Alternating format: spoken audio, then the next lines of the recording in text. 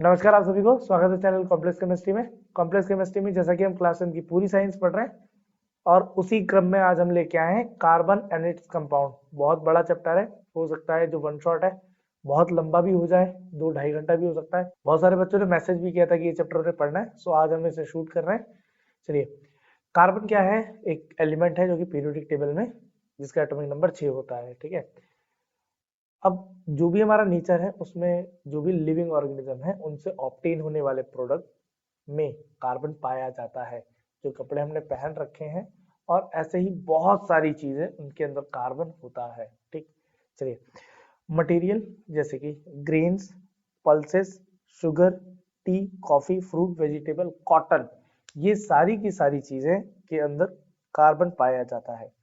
Silk, वूल, nylon, ये जो हमने कपड़े पहन के रखे हैं, polyester which are also use for making the cloth, इन सबको कपड़े बनाने के लिए यूज करते हैं। ये सब कार्बन से बने हुए हैं या कार्बन कंपाउंड है। लकड़ियां, कोल, केरोसिन मतलब जो भी हमारे फॉसिल फ्यूल्स हैं, LPG liquefied petroleum gas, natural gases like CNG, ये सारी की सारी चीजें हमारे पास कार्बन से बनी हुई है या कार्बन का एक बहुत इंपॉर्टेंट रोल है इनके अंदर। Paper, rubber, plastic, leather, drugs, ये सारी की सारी चीजें कार्बन कंपाउंड्स हैं। All the living things, plants, animals are made up of carbon based compound. सारी की सारी चीजें कार्बन बेस्ड कंपाउंड से बनी हुई हैं और ऐसे कंपाउंड को हम ऑर्गेनिक कंपाउंड कहते हैं। ठीक है, चलिए, कार्बन जिसका एटॉमिक नंबर 6 होता है, एटॉमिक नंबर को हम जेड से दिखाते हैं, जिसका एटॉमिक नंबर 6 है, और एटॉमिक मास जिसको हम ए से दिखाते हैं, दैट इज 12। इलेक्ट्रॉनिक कॉन्फ़िगरेशन क्या है? इलेक्ट्रॉनिक कॉन्फ़िगरेशन मतलब हमारे पास देखिए 4 आते हैं, के, एल, एम, एन। तो इसका इलेक्ट्रॉनिक कॉन्फ़िगरेशन है 2 और 4, मतलब एटॉमिक नंबर को जो हमने डिवाइड किया है वो 2 और 4 में डिवाइडेड है। कार्बन जो कंपाउंड होता है वो हमेशा कोवेलेंट बॉन्ड बनाता है। कौन सा बॉन्ड बनाते हैं बेटा? Covalent bond. कोवेलेंट बॉन्ड क्या है? देखिए, जहां पर इलेक्ट्रॉन हम डोनेट ना कर पाए या जहां पर इलेक्ट्रॉन हम एक्सेप्ट ना कर पाए, जहां पे हमें शेयरिंग ऑफ इलेक्ट्रॉन करनी पड़ जाए, वहां पर जो बॉन्ड बनता है उसे हम कोवेलेंट बॉन्ड कहते हैं। मतलब कार्बन के लिए कार्बन के लिए 4 इलेक्ट्रॉन को डोनेट करना ये थोड़ा सा इम्पॉसिबल काम है। 4 इलेक्ट्रॉन्स को एक्सेप्ट करना ये भी इम्पॉसिबल काम है। तो ना वो 4 इलेक्ट्रॉन डोनेट कर पाएगा ना 4 इलेक्ट्रॉन एक्सेप्ट कर पाएगा। सो क्या करता है वो 4 इलेक्ट्रॉन को शेयर कर लेता है अकॉर्डिंगली। ठीक है, चलिए, इसीलिए जब वो 4 इलेक्ट्रॉन को डोनेट कर नहीं कर पा रहा है ना एक्सेप्ट कर पा रहा है, जहां पे वो 4 इलेक्ट्रॉन को शेयर कर रहा है, इसीलिए उसका जो वैलेंसी है, वैलेंसी 4 है। मतलब वो 4 इलेक्ट्रॉन के द्वारा वहां पे बॉन्ड बना रहा है। इसीलिए जो कार्बन की valency that is tetravalent. Tetravalent है वो। टेट्रावेलेंट मतलब इसकी वैलेंसी कितनी है? 4 है वैलेंसी। ठीक है, ये 4 इलेक्ट्रॉन को शेयर कर रहा है। चलिए, कैटेनेशन क्या होता है? देखिए, कैटेनेशन एक ऐसी प्रॉपर्टी जहां पर एलिमेंट सेल्फ कंबाइन होता है, मतलब खुद से ही जुड़ता जाता है। तो कार्बन इकलौता ऐसा एलिमेंट है जिसके पास कैटेनेशन का प्रॉपर्टी होता है, जिसके पास सेल्फ कंबाइनिंग कैपेसिटी होती है। मतलब कार्बन खुद से ही जुड़ता जाता है। देखिए, ऐसे कार्बन का वैलेंसी है 4, मतलब एक कार्बन है, ये 4 बॉन्ड बनाएगा, 1 2 3 4, और ये चारों बॉन्ड खुद से भी बना सकता है, 1 2 3 4, चारों तरफ मैंने कार्बन लगा दिया। जो कार्बन है वो आपस में बॉन्ड बनाएगा, 1 2 3, ये कार्बन के भी 4 बॉन्ड पूरे, इस वाले कार्बन के भी 4 बॉन्ड पूरे, इस वाले कार्बन के भी 4 बॉन्ड पूरे, इस वाले कार्बन के भी 4 बॉन्ड पूरे। सो यहाँ पे जो सारे कार्बन है वो आपस में जुड़ते जाएंगे, इसको हम कहते हैं self combining capacity. Self combining, ये सेल्फ कंबाइन हो रहा है, इसको हम कहते हैं कैटेनेशन का प्रॉपर्टी। ठीक है, चलिए, the formation of strong bond by the carbon atom among themselves, जब कार्बन खुद से ही बॉन्ड बनाए, स्ट्रॉन्ग बॉन्ड बनाए, आपस में स्ट्रॉन्ग बॉन्ड बनाए with their other element, makes carbon compound exceptionally stable, जिसके कारण जो कार्बन कंपाउंड है वो बहुत ज्यादा स्टेबल बनता है। एलोट्रॉप्स ऑफ कार्बन क्या होता है? देखिए, किसी भी एक एलिमेंट के अलग अलग फॉर्म को हम एलोट्रॉप्स कहते हैं। मतलब जो कार्बन है वो डायमंड और ग्रेफाइट के फॉर्म में पाया जाता है। बेसिकली जो कार्बन है वो कोल के अंदर भी पाया जाता है, लेकिन कार्बन का जो नेचुरल फॉर्म है वो या तो डायमंड है या तो ग्रेफाइट है। ठीक है, तो एक ही कार्बन जिसका एटॉमिक नंबर 6 है वो डायमंड के फॉर्म में भी पाया जाता है, वो ग्रेफाइट के फॉर्म में भी पाया जाता है। मतलब एक ही एलिमेंट जिसका एटॉमिक नंबर 6 है वो डायमंड और ग्रेफाइट दो चीजों की फॉर्म में पाया जा रहा है। ठीक है, मतलब जो डायमंड है उसका भी एटॉमिक नंबर 6 है, मतलब उसके जो कार्बन है उसका भी एटॉमिक नंबर 6 है, और जिन कार्बन से ग्रेफाइट बना है उसका भी एटॉमिक नंबर 6 है, ठीक है। सो एलोट्रॉप क्या होता है? एलोट्रॉप दो होते हैं, एक डायमंड होता है और एक ग्रेफाइट होता है। तो पहला डायमंड, डायमंड क्या है? एक क्रिस्टलाइन सॉलिड है, ट्रांसपेरेंट मीडियम जैसा काम करता है जहां पे रिफ्रैक्शन होता है, ठीक है। बहुत ज्यादा ब्रिलियंट ऑब्जेक्ट होता है, बहुत चमकीला ऑब्जेक्ट होता है, हार्डेस्ट एलिमेंट है I guess in the world right now. बहुत ही ज्यादा टफ होता है, इसको इसका यूज से हम कांच काटते हैं, as a ornament, as a jewellery हम इसको यूज करते हैं, ठीक है। चलिए, so diamond is a colourless transparent substance having extraordinary brilliance, बहुत ज्यादा चमकीला ऑब्जेक्ट है, बहुत ज्यादा हैवी होता है, बहुत ज्यादा हार्ड होता है, do not conduct the electricity, electricity conduct नहीं करता है ये, ठीक है। Diamond has strong heating to form carbon dioxide. Actually होता क्या, देखिए जो डायमंड है उसके अंदर कार्बन ही प्रेजेंट है। जब भी कार्बन को आप कंबस्ट करते हैं या जला देते हैं, जब भी आप डायमंड को जलाते हैं तो वो ऑक्सीजन गैस से रिएक्शन करता है, रिएक्शन करने के बाद बनाता है कार्बन डाइऑक्साइड और बहुत ज्यादा अमाउंट ऑफ हीट और लाइट निकालता है। मतलब कार्बन ऑक्सीजन के साथ रिएक्शन करने पे कार्बन डाइऑक्साइड बनाता है, ठीक। चलिए, यूज ऑफ डायमंड, डायमंड का इस्तेमाल क्या करते हैं? डायमंड जो है वो यूज करते हैं कटिंग ऑन द इंस्ट्रूमेंट, जैसे कांच हो गया, इन सबको काटने में हम उसका यूज करते हैं, कटिंग ऑन मार्बल, पत्थर के काटने में, और रॉकिंग ड्रिल्स इक्विपमेंट, इसमें भी उसका यूज करते हैं।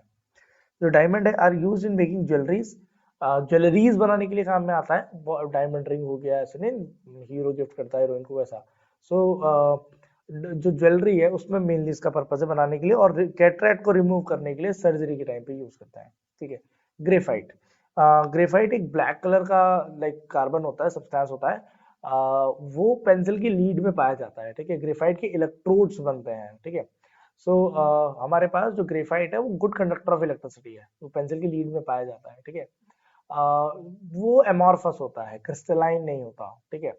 इतना ज्यादा हार्ड भी नहीं होता है, पेंसिल की लीड देखते हैं ना, लिखती लिखती टूट जाती है, ठीक है। वो बच्चे फिर कहते हैं नहीं कच्चा पेंसिल पक्का पेंसिल, उसी बात पे लड़ाई कर लेते हैं। चलिए, तो ग्रेफाइट क्या है? ग्रेफाइट एक ग्रेइश ब्लैक कलर का ऑपिक सब्सटेंस होता है। ऑपिक इसलिए बोला जा रहा है क्योंकि ट्रांसपेरेंट नहीं है, आर पार नहीं दिखता इससे, ठीक है, इसलिए ऑपिक है। लाइटर देन डायमंड, डायमंड से हल्का होता है, हार्ड नहीं होता उतना। It is soft and slippery to touch, छूने पे ऐसे बहुत सॉफ्ट सा लगेगा और हाथ से छटक जाएगा, ऐसे फिसल जाएगा, ऐसा लगेगा। ग्रेफाइट कंडक्ट इलेक्ट्रिसिटी, ये इलेक्ट्रिसिटी का गुड कंडक्टर होता है, ठीक। चलिए आगे बढ़ते हैं। Graphite burns on strong heating of carbon dioxide to form carbon dioxide, बहुत ज्यादा गर्म करने पर ये कार्बन डाइऑक्साइड रिलीज कर देता है, क्योंकि ये भी कार्बन से बना है, सेम केमिकल रिएक्शन भी यहाँ पे होने वाली है, ठीक है। यूज ऑफ ग्रेफाइट, ग्रेफाइट का यूज क्या है? देखिए, जो ग्रेफाइट है वो बहुत ज्यादा सॉफ्ट होता है, एक सेकेंड, ग्रेफाइट जो है बहुत ज्यादा सॉफ्ट होता है और ये एज अ ल्यूब्रिकेंट यूज होता है। देखिए होता क्या है, जहां पर भी हम लिक्विड लुब्रिकेंट यूज करते हैं, लिक्विड लुब्रिकेंट क्या है? देखिए मशीन्स के अंदर जो पार्ट्स हैं वो जब घिसते हैं, घिसने से बचाने के लिए और उनका स्मूथ फंक्शनिंग करने के लिए हम लुब्रिकेंट ऑयल डालते हैं। आपने बाइक में भी देखा होगा लुब्रिकेंट ऑयल डालते हैं, ठीक है। वो क्या करता है? मशीन में फ्रिक्शन होने से बचाता है। तो अब मान लीजिए कोई ऐसी मशीन है जो बहुत ज्यादा हीट प्रोड्यूस करने वाली है, तो जैसे आप देखते हैं ज्यादा सीसी के इंजन के जो बाइक्स होता है उनके अंदर जब भी हम लुब्रिकेंट डालते हैं तो वहां पे कूलेंट भी डलता है।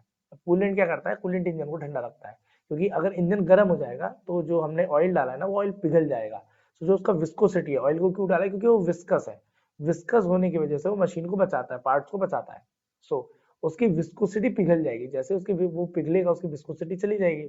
अब ऐसे टाइम पे हमारे पास लुब्रिकेंट काम नहीं आ रहा है तो हम क्या करते हैं? वहां पे सॉलिड लुब्रिकेंट यूज करते हैं। वो सॉलिड लुब्रिकेट क्या है? ग्रेफाइट है ना। मतलब किसी मशीन, कुछ कुछ मशीन के अंदर जहाँ पे टेम्परेचर बहुत ज्यादा हाई होता है वहां पे हम graphite as a lubricant use करते हैं, ठीक है। Graphite is a good conductor of electricity, graphite जो है वो गुड कंडक्टर ऑफ इलेक्ट्रिसिटी भी होता है, ठीक है। Use for making carbon electrodes, जो कार्बन के इलेक्ट्रोड्स हैं वो हम जो ड्राई सेल्स है उसके अंदर यूज करते हैं। हमारे चैनल पे एक एक्सपेरिमेंट भी इलेक्ट्रोलाइसिस का, वहां पे भी हमने पेंसिल यूज किया हुआ है। पेंसिल क्यों यूज किया है? क्योंकि पेंसिल के अंदर ग्रेफाइट की लीड होती है, वो एज अ इलेक्ट्रोड काम कर रहा है वहां पे, ठीक है। तो गुड कंडक्टर ऑफ इलेक्ट्रिसिटी है, ड्राई सेल के अंदर इसको भी हम यूज करते हैं। चलिए मैं लिंक में डाल दूंगा वो आपके लिए एक्टिविटी, आप देख लीजिएगा। Graphite is use for making combs of our pencil, pencil lead जो होती है वो उसके लिए बनाने के लिए काम में आता है। एंड अ ब्लैक पेंट, काले कलर का पेंट बनाने के लिए भी काम में आता है, ठीक है। चलिए अगला टॉपिक देखते हैं क्या है। चलिए यहाँ पे स्ट्रक्चर ऑफ डायमंड और ग्रेफाइट की बात कर लेते हैं। देखिए डायमंड में एक कार्बन से 4 कार्बन जुड़ते हैं और वैसे ही हमारे पास ग्रेफाइट में एक कार्बन से 3 कार्बन जुड़ता है। मतलब कहने का ये है कि का जो डायमंड है, डायमंड के अंदर हमारे पास एक कार्बन है, एक कार्बन से 4 कार्बन जुड़े हुए होते हैं। अब एक कार्बन से जब 4 कार्बन जुड़ जाते हैं ना, तो यहाँ पे एक भी फ्री इलेक्ट्रॉन बचता नहीं है। अब इलेक्ट्रिसिटी कब कंडक्ट होती है, हमेशा याद रखिएगा, जब भी फ्री इलेक्ट्रॉन होते हैं। ऐसा कोई भी सब्सटेंस जिसके पास फ्री इलेक्ट्रॉन्स अवेलेबल है वो इलेक्ट्रिसिटी को कंडक्ट कर सकता है, ठीक है। सो यहाँ पे इलेक्ट्रिसिटी कंडक्ट क्यों नहीं हो रही है यहाँ, क्योंकि हमारे पास यहाँ पे फ्री इलेक्ट्रॉन्स नहीं है, हमारे पास फ्री इलेक्ट्रॉन्स नहीं बचे हुए हैं, इसलिए इलेक्ट्रिसिटी कंडक्ट नहीं होती है यहाँ पे डायमंड में। वेयर एज ग्रेफाइट के अंदर अगर देखा जाए तो ग्रेफाइट में एक कार्बन से मात्र 3 कार्बन ही जुड़ते हैं, एक कार्बन से मात्र 3 कार्बन ही जुड़ते हैं। तो हर एक कार्बन पर हमारे पास एक इलेक्ट्रॉन फ्री रहता है, हर एक कार्बन पे हमारे पास एक इलेक्ट्रॉन फ्री होता है। जैसे आप सबसे पहले ये वाला कार्बन देखिए, पहले वाले कार्बन पे एक बॉन्ड है, 2 बॉन्ड है और 3 बॉन्ड है, तो एक इलेक्ट्रॉन यहाँ पे फ्री है। ये सेकंड वाले कार्बन को देखिए, 1 2 3 बॉन्ड है और एक इलेक्ट्रॉन यहाँ पे फ्री है। इस वाले कार्बन को देखिए, 1 2 3 बॉन्ड, एक इलेक्ट्रॉन यहाँ पे, तो सबके पास एक एक इलेक्ट्रॉन फ्री है, सभी जगह पर एक एक इलेक्ट्रॉन फ्री है, ठीक है। सो यहाँ पर हमारे पास इलेक्ट्रिसिटी कंडक्ट होने के चांसेस हैं, क्योंकि ग्रेफाइट के अंदर फ्री इलेक्ट्रॉन्स अवेलेबल है। ऐसा कोई भी सब्सटेंस जिसके पास फ्री इलेक्ट्रॉन अवेलेबल है वहां पे इलेक्ट्रिकल कंडक्टिविटी इजीली हो सकती है। फ्री इलेक्ट्रॉन्स अवेलेबल नहीं है, फ्री चार्जेस अवेलेबल नहीं है, तो इलेक्ट्रिसिटी कंडक्ट नहीं होगी। तो कोई भी पूछे, ऐसा बोर्ड में क्वेश्चन आए कि why graphite is a good conductor of electricity, and जो हमारे पास डायमंड है वो नहीं है, क्योंकि डायमंड के पास एक कार्बन से 4 बॉन्ड बनते हैं, 4 बॉन्ड बनने की वजह से वहां पे फ्री इलेक्ट्रॉन्स अवेलेबल नहीं है। वेयर एज हमारे पास यहाँ ग्रेफाइट के अंदर एक कार्बन 3 ही कार्बन से जुड़ता है, तो एक एक इलेक्ट्रॉन सभी के पास फ्री है, फ्री इलेक्ट्रॉन होने की वजह से graphite is a good conductor of electricity, ठीक। चलिए, ऑर्गेनिक कंपाउंड्स क्या है, देखिए, ऐसा कोई भी कंपाउंड जो कार्बन से बना हुआ है उसे ऑर्गेनिक कंपाउंड कहते हैं, ठीक है, बहुत सिंपल है। अब ऐसा नहीं है कि सिर्फ कार्बन ही होगा, कार्बन के साथ हाइड्रोजन भी हो सकता है, हाइड्रोजन के अलावा कुछ हेटेरो एटम्स भी हो सकते हैं, मान लीजिए ऑक्सीजन है, क्लोरीन है ना। अब अदर ऑक्सीजन मतलब एलिमेंट्स भी हम यूज कर सकते हैं उन कंपाउंड्स के अंदर, लेकिन मेन चीज क्या है, मेन चीज हमारे पास वहां पे कार्बन है। अब कोई कहे कल को कि कार्बन डाइऑक्साइड ऑर्गेनिक कंपाउंड है कि इनऑर्गेनिक है, तो भाई साहब बिल्कुल वो इनऑर्गेनिक है, वो ऑर्गेनिक नहीं है, क्योंकि वहां पे कार्बन के साथ हाइड्रोजन प्रेजेंट होना बहुत ज्यादा जरूरी है, ठीक है। चलिए, सो हमारे पास ऑर्गेनिक कंपाउंड क्या है, ऐसा कोई भी कंपाउंड जो कार्बन से बना हुआ हो, कार्बन के साथ में हाइड्रोजन होना जरूरी है, कुछ अदर हेटेरोएटम चलेंगे, लेकिन मेन प्रायोरिटी कार्बन और हाइड्रोजन की ही होगी। अब हम पढ़ेंगे कि कौन कौन से ग्रुप, कौन कौन से रूल इन्हें फॉलो करने हैं। जो मैंने भी इनऑर्गेनिक सब्सटेंस बनाया कार्बन डाइऑक्साइड, क्योंकि वो रूल को फॉलो नहीं करता, वो किसी भी होमोलोगस सीरीज के अंडर नहीं आता है, दैट्स व्हाई वो हमारे पास ऑर्गेनिक कंपाउंड नहीं है ना। तो मेन उसको होमोलोगस सीरीज में आना पड़ेगा, वो आ ही नहीं रहा है, देखते पड़ते आगे। चलिए, ऑक्साइड ऑफ कार्बन, ये carbon monoxide, carbon dioxide, carbonate मतलब CO3, hydrogen carbonate HCO3, carbonate hydrogen carbonate वही हो गया, और ये अपने पास कार्बाइड, ठीक है। ये सारे के सारे जो सब्सटेंस है ये कभी भी ऑर्गेनिक सब्सटेंस नहीं कहलाने वाले, ठीक है। चलिए, they are also called carbon compound but they are not considered as the organic compound, ये organic compound नहीं है। The study of carbon compounds such as hydrocarbon and their derivative is called organic chemistry। देखिए, organic chemistry में हम पढ़ते क्या है, organic compounds को पढ़ते हैं। अब ऑर्गेनिक कंपाउंड कैसे बनते हैं, हाइड्रोकार्बन मतलब साफ साफ समझ लीजिए, कार्बन और हाइड्रोजन से मिलकर बनने वाला सब्सटेंस हाइड्रोकार्बन कहलाता है। कार्बन और हाइड्रोजन से मिलके बनने वाला जो भी सब्सटेंस है वो हाइड्रोकार्बन कहलाएगा। एंड देयर डेरिवेटिव, उसके साथ कुछ ना कुछ डेरिवेटिव हमें लगाना पड़ेगा, कोई ना कोई फंक्शनल ग्रुप लगाना पड़ेगा साथ, ठीक है। इस पूरे की स्टडी को हम ऑर्गेनिक केमिस्ट्री कहते हैं, ठीक है। चलिए, large number of organic compound, लगभग 5 मिलियन ऑर्गेनिक कंपाउंड है हमारे पास, इतने इनऑर्गेनिक सब्सटेंसेस नहीं है, बहुत ज्यादा ऑर्गेनिक कंपाउंड्स है। रीजन, क्या रीजन है इसका बीइंग बिहाइंड दिस, देखिए, existence of large number of organic compound or carbon compound is that carbon atom can link with one another by means of the covalent bond। होता क्या है, एक carbon दूसरे carbon से covalent bond से जुड़ जाता है, फॉर्म अ लॉन्ग चेन, बहुत लंबी चेन बना लेता है और रिंग बनाता है कार्बन एटम्स के। another reason for this existence of the large number of organic compound or carbon compound is that valency of carbon is 4। होता क्या है, ऐसा क्यों हो रहा है, क्योंकि कार्बन की वैलेंसी है 4, मतलब एक कार्बन अपने साथ 4 कार्बन को जोड़ सकता है, ठीक है। तो कंपाउंड बहुत ज्यादा बड़ा बन जाता है। चलिए आगे बढ़ते हैं। टाइप ऑफ ऑर्गेनिक कंपाउंड, क्या टाइप है ऑर्गेनिक कंपाउंड के, हमारे पास ऑर्गेनिक कंपाउंड ये कुछ दिए हुए हैं। Hydrocarbon, hello alkene, alcohol, aldehyde, ketone and carboxylic acid. तो सबसे पहले ना हम ये पढ़ेंगे हाइड्रोकार्बन, ऐसा कोई भी सब्सटेंस जो कार्बन और हाइड्रोजन का बॉन्ड बना के बनाया जाए, कार्बन हाइड्रोजन का बॉन्ड बना के बनाया जाए, ऐसे कंपाउंड को हम ऑर्गेनिक कंपाउंड कहते हैं। है अभी आगे और भी सब्सटेंसेस है, लेकिन सबसे पहले हम पढ़ने वाले हाइड्रोकार्बन। हाइड्रोकार्बन होता क्या है बेसिकली, कार्बन और हाइड्रोजन से मिलकर जो कंपाउंड बनते हैं उन्हें हम हाइड्रोकार्बन कहते हैं। ठीक है, चलिए। तो हाइड्रोकार्बन दो टाइप के होते हैं, एक होता है हमारे पास सैचुरेटेड और एक होता है अनसैचुरेटेड। अब सैचुरेटेड और अनसैचुरेटेड क्या है, देखिए जहां कहीं भी सिंगल बॉन्ड आपको मिलेगा, जहां कहीं भी आपको, एक सेकेंड, जहां कहीं भी आपको सिंगल बॉन्ड मिलेगा तो सिंगल बॉन्ड वाले को हम सैचुरेटेड हाइड्रोकार्बन कहते हैं। और डबल बॉन्ड या ट्रिपल बॉन्ड, जिसको हम मल्टीपल बॉन्ड भी कहते हैं, मल्टीपल बॉन्ड्स, मल्टीपल बॉन्ड्स वाला, जैसे कि मान लो कहीं डबल बॉन्ड है, कहीं ट्रिपल बॉन्ड है, ऐसे सब्सटेंसेस को हम अनसैचुरेटेड हाइड्रोकार्बन कहते हैं। अब एल्केन आता है हमारे पास सैचुरेटेड में, क्योंकि एल्केन सिर्फ सिंगल बॉन्ड बनाते हैं। अभी एल्केन का नाम भी मैं पढ़ के बताऊंगा ना ऐसा क्यों है। एल्कीन और एल्काइन, ठीक है, ये डबल बॉन्ड और ट्रिपल बॉन्ड बनाते हैं रिस्पेक्टिवली। कहने का मतलब ये है कि हमारे पास जो एल्केन है, एल्केन का फॉर्मूला होता है CnH2n+2। एल्कीन का फॉर्मूला होता है CnH2n, और एल्काइन का फॉर्मूला होता है हमारे पास CnH2n-2। तो हमारे पास ये सारे सब्सटेंसेस हैं। देखो अब होता क्या है हमारे पास, सबसे पहले एन मतलब होता है सिंगल बॉन्ड, जो एन लिखा है ना, एन मतलब होता है सिंगल बॉन्ड। कार्बन कार्बन के बीच में अगर सिंगल बॉन्ड बन रहा है तो वहां पे नाम आएगा एन। अगर अगर हमारे पास कार्बन कार्बन के बीच में अगर डबल बॉन्ड बन रहा है, ठीक है, कार्बन कार्बन के बीच में अगर डबल बॉन्ड बन रहा है तो उसको हम कहते हैं इन। कार्बन कार्बन के बीच में ट्रिपल बॉन्ड बन रहा है तो उसको हम कहते हैं आइन। ठीक है, तो ट्रिपल बॉन्ड वाले पे आता है आइन। अब एग्जांपल देखते हैं। मीथ, मीथ मतलब होता है कार्बन एक रहेगा, मतलब एन का वैल्यू 1 रहेगा। ईथ मतलब एन का वैल्यू रहेगा 2, मतलब वहां उस सब्सटेंस के अंदर कम से कम 2 कार्बन होंगे। प्रॉप, प्रॉप मतलब हमारे पास कम से कम 3 कार्बन होंगे। ब्यूट, ब्यूट में हमारे पास लगभग 4 कार्बन होंगे, या नंबर 4 ही कार्बन होंगे। पेंट, पेंट मतलब होता है 5 कार्बन। हेग्स, हेग्स मतलब होता है 6 कार्बन। हेप्ट, हेप्ट मतलब होता है 7 कार्बन। नॉन हमारे पास होता है, सॉरी ऑक्ट नहीं लिखा मैंने, ऑक्ट, ऑक्ट मतलब होता है 8 कार्बन। नॉन मतलब होता है 9 कार्बन। डेक मतलब होता है 10 कार्बन। ये नंबर ऑफ कार्बन की लिस्ट है। ठीक है, अगर कार्बन एक है, मतलब यहाँ देखिए C1H, 2 1 जा 2 + 2, C1 ये आ गया, C का इंटू 1 में तो CH4।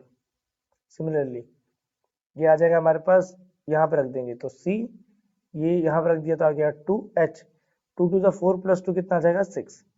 फिर आ गया prop C3H8, butane C4H10, pentane यहाँ पे रखिए फॉर्मूले में C5, यहाँ 5 2 10 + 2 12, H12, C6H14, C7H16, C8H18, C9H20,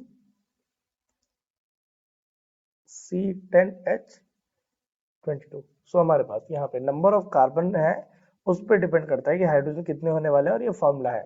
तो देखिए सिंगल बॉन्ड है तो सब में आ जाएगा एन, तो ये आ जाएगा methane, ethane, propane, butane, pentane, hexane, heptane, octane, nonane, decane. हम पढ़ने वाले हैं एल्कीन। देखिए एल्कीन क्या होता है, एल्कीन में डबल बॉन्ड आता है, मतलब किन्हीं भी दो कार्बन के बीच में आपको एक डबल बॉन्ड लगाना है। ठीक है, अब होता क्या है, एल्कीन में भी वही मीथ नहीं आ सकता, क्योंकि यहाँ पे डबल बॉन्ड 2 कार्बन के बीच में लगना चाहिए। मीथ तो अकेला कार्बन है, मीथ मतलब एक कार्बन, तो वहां पे डबल बॉन्ड तो आएगा नहीं दोनों के बीच में। So that's why myth possible नहीं है यहाँ पे। होता क्या है, हम इसको चालू करेंगे ईथ से। ईथ इन, ईथ इन इन का क्या मतलब है, दो कार्बन होने चाहिए, दोनों कार्बन के बीच में लगा दीजिए डबल बॉन्ड। अब एक कार्बन ने ये डबल बॉन्ड लगाया, मतलब एक हाइड्रोजन यहाँ ऊपर लग जाएगा, एक हाइड्रोजन यहाँ नीचे लग जाएगा। इस कार्बन के भी डबल बॉन्ड पूरे हैं, तो एक हाइड्रोजन ऊपर और एक हाइड्रोजन नीचे, ठीक है। अब इथीन के बाद आएगा प्रोपीन, प्रोपीन। अब देखिए कार्बन है, दूसरा कार्बन है, ये यहाँ पे डबल बॉन्ड लगा दिया। एक कार्बन के 4 बॉन्ड होते हैं, इस कार्बन के 2 बॉन्ड पूरे हो गए, तो मतलब 2 बॉन्ड बाकी हैं। ये बीच वाला कार्बन देखिए 1 2 3 बॉन्ड पूरा है, मतलब एक हाइड्रोजन लग जाएगा। इस कार्बन का 1 बॉन्ड पूरा है, मतलब 1 2 3 कार्बन ये लग जाएंगे, ठीक है। अब प्रोपीन है, कहने का मतलब ये है कि अगर आप फॉर्मूले में भी देखेंगे तो फॉर्मूला इसका है CnH2n, मतलब यहाँ पे अगर मैं N की जगह वैल्यू रख दूं तो प्रोप की जगह मैं रखता हूँ ब्यूटीन, ब्यूटीन मतलब 4, यहाँ मैंने 4 रखा, तो C4H 2 into 4, 2 4 जा 8, तो आ C4H8, C4H8 मतलब 4 कार्बन रख लीजिए, 1 2 3 4। यहाँ पे डबल बॉन्ड लगा लीजिए जहां भी आपको लगाना है, तो मैंने यहाँ बीच में लगा लिया डबल बॉन्ड, बाकी सब जगह मैंने लगा लिया सिंगल बॉन्ड। अब स्टार्टिंग वाले कार्बन से स्टार्ट करते हैं, मतलब इस वाले कार्बन को देखिए, पहले वाले कार्बन को यहाँ पे एक बॉन्ड पूरा हुआ है पहले से, तो 1 2, तीसरा बॉन्ड यहाँ लग जाएगा नीचे। इस कार्बन को देखिए 1 2 3, तो एक बॉन्ड ऊपर लग जाएगा, बस ये 4 बॉन्ड इसके पूरे हो गए, ठीक है। यहाँ देखिए ये अपने पास जो हाइड्रोकार्बन है 1 2 3 बॉन्ड इसके हो गए, 3 बॉन्ड ऑलरेडी है, एक चौथा ये लगा दिए। इस कार्बन को देखिए 1 2 3 बॉन्ड पूरे से, एक हाइड्रोजन ऊपर, और यहाँ पे 1 2 3, ये देखिए। अब इस कंपाउंड को अगर आप बनाएंगे ना तो ये ब्यूटीन बन जाएगा, ब्यूटीन। यहाँ पे 4 कार्बन है और 8 हाइड्रोजन लगे हुए हैं, ठीक है। जिसे हमको आगे बनाना है एल्काइन ग्रुप। अब एल्काइन ग्रुप क्या होता है, यहाँ देखिए हमारे पास एल्काइल एल्काइन ग्रुप क्या होता है, यहाँ पर ट्रिपल बॉन्ड लगता है। ट्रिपल बॉन्ड मतलब CnH2n-2, मतलब यहाँ पे हमारे पास मीथ आइन तो पॉसिबल ही नहीं है। इथाइन से चालू करते हैं, आइन। इथाइन मतलब आपके पास कितने कार्बन है, इथाइन मतलब हमारे पास यहाँ पर 2 कार्बन है, तो 2 कार्बन के बीच में बनना चाहिए ट्रिपल बॉन्ड, 1 2 3 बॉन्ड पूरा, मतलब एक कार्बन से 3 बॉन्ड बन गए, एक हाइड्रोजन यहाँ लग जाएगा। इस कार्बन से 3 बॉन्ड हो गया, एक हाइड्रोजन यहाँ लग जाएगा। इधर ही प्रोपाइन, प्रोपाइन मतलब हमारे पास आ जाएगा, प्रोपाइन मतलब हमारे पास आ जाएगा 3 कार्बन, 1 2 3 कार्बन, फिर लग जाएगा यहाँ पर ट्रिपल बॉन्ड, 1 2 3 बॉन्ड लगा लिया हमने। तो इस कार्बन को अगर हम देखेंगे तो इस कार्बन में 3 बॉन्ड पूरे हैं, तो एक बॉन्ड यहाँ लग गया, इस कार्बन के 3 बॉन्ड पूरे और चौथा बॉन्ड ये पूरा हो गया। ये सेकंड वाले कार्बन को देखिए, सेकंड वाले कार्बन का भी सेम है, पीछे 1 2 3 बॉन्ड पूरा है, एक बॉन्ड आगे लगा हुआ है, तो ये बॉन्ड भी पूरा है। कार्बन के इस वाले छोर को देखिए, यहाँ पे कार्बन का एक बॉन्ड पूरा है, लेकिन 3 बॉन्ड अभी भी खाली है, तो 3 हाइड्रोजन लग जाएंगे। अब प्रोपाइन अगर मैं फॉर्मूले में डाल के देखूंगा तो क्या बनना चाहिए, सी एन की जगह मैंने रख दिया 3, C3H, 3 का इंटू 2 में 3 इंटू 2 माइनस 2 आ जाएगा C3H, 3 2 जा 6 माइनस 2 कितना आ जाएगा C3H4, ठीक है। अब देखिए जैसे आगे सिमिलरली अगर हम आगे देखें तो आगे क्या बनेगा हमारे पास, मान लीजिए ब्यूटाइन बन रहा है, ब्यूटाइन, ब्यूटाइन का फॉर्मूला क्या होगा देखिए, C4, यहाँ पे 2 रख दिया मैंने, 4 2 जा 8, 8 माइनस 2 6 आ रहा है, तो 4 कार्बन, 1 2 3 4 कार्बन मैंने रखा। चारों कार्बन के बीच में कहीं ना कहीं एक जगह ट्रिपल बॉन्ड लगाना है आपको, तो स्टार्टिंग में लगा लीजिए 1 2 3 बॉन्ड लगा लिया। तो ये कार्बन अगर आप ये वाला देख रहे हैं ना, इस कार्बन के 3 बॉन्ड ऑलरेडी पूरे हैं, तो एक हाइड्रोजन लग जाएगा, फिर हर जगह सिंगल बॉन्ड। इस कार्बन को देखिए 3 बॉन्ड पहले से पूरे, एक यहाँ। इस कार्बन को देखिए 2 बॉन्ड पूरे हो गए, तो 2 1 और एक ऊपर। इस कार्बन को देखिए 3 बॉन्ड, मतलब 1 2 3, तो हमारे पास ये बन गया ब्यूटाइन। ऐसे बहुत सारे एलिमेंट हमारे पास बनते जाएंगे, यहाँ पे बहुत सारे कंपाउंड हमारे पास यहाँ पे बनते जाएंगे। अब हम पढ़ने जा रहे हैं एल्काइल ग्रुप। देखिए मेनली क्या होता है, एल्काइल ग्रुप को हम आर से रिप्रेजेंट करते हैं। एल्काइल ग्रुप को हम किससे रिप्रेजेंट करते हैं, आर। देखिए हमारे पास जो भी एल्केन है, एल्केन वाले में से अगर आप एक हाइड्रोजन माइनस कर देंगे तो एल्काइल बन जाएगा, ठीक है। एल्केन वाले में से अगर आप एक हाइड्रोजन माइनस कर देंगे तो क्या बन जाएगा, एल्काइल। एल्केन क्या है, जैसे मान लीजिए CH4, CH4 क्या कहलाता है, मीथेन। कैसे एक मीथेन, देखिए कार्बन है, एक कार्बन है तो हो गया मीथ, और हर कार्बन के हर जगह पे क्या बन रहा है, सिंगल बॉन्ड, कार्बन की हर जगह क्या बन रहा है, सिंगल बॉन्ड, इसलिए हो गया मीथेन। मीथेन में से माइनस कर दीजिए एक हाइड्रोजन निपटा दीजिए, ये वाला हाइड्रोजन मान लीजिए आपने निपटा दिया, ठीक है। तो आपने एक हाइड्रोजन यहाँ से क्या कर दिया, माइनस कर दिया। जैसे आपने एक हाइड्रोजन यहाँ से माइनस किया तो बचेगा CH3, 1 2 3, तो इसको हम बोलेंगे मिथाइल ग्रुप। इस ग्रुप को हम क्या बोलेंगे, मिथाइल ग्रुप। सिमिलरली अगर हमारे पास यहाँ पे ये एल्केन है, एक एल्केन ले लिया हमने, इथेन, इथेन में क्या होता है C2H6, इसमें से क्या करना है, एक हाइड्रोजन माइनस कर देना है, एक हाइड्रोजन निपटा दो, एक हाइड्रोजन कैंसिल आउट हो गया, तो क्या बचेगा CH3 और साथ में बचेगा H2, इसके साथ दो हाइड्रोजन लग गए, ठीक है। तो CH3 CH2, या इसको हम लिख सकते हैं C2H5, ठीक है।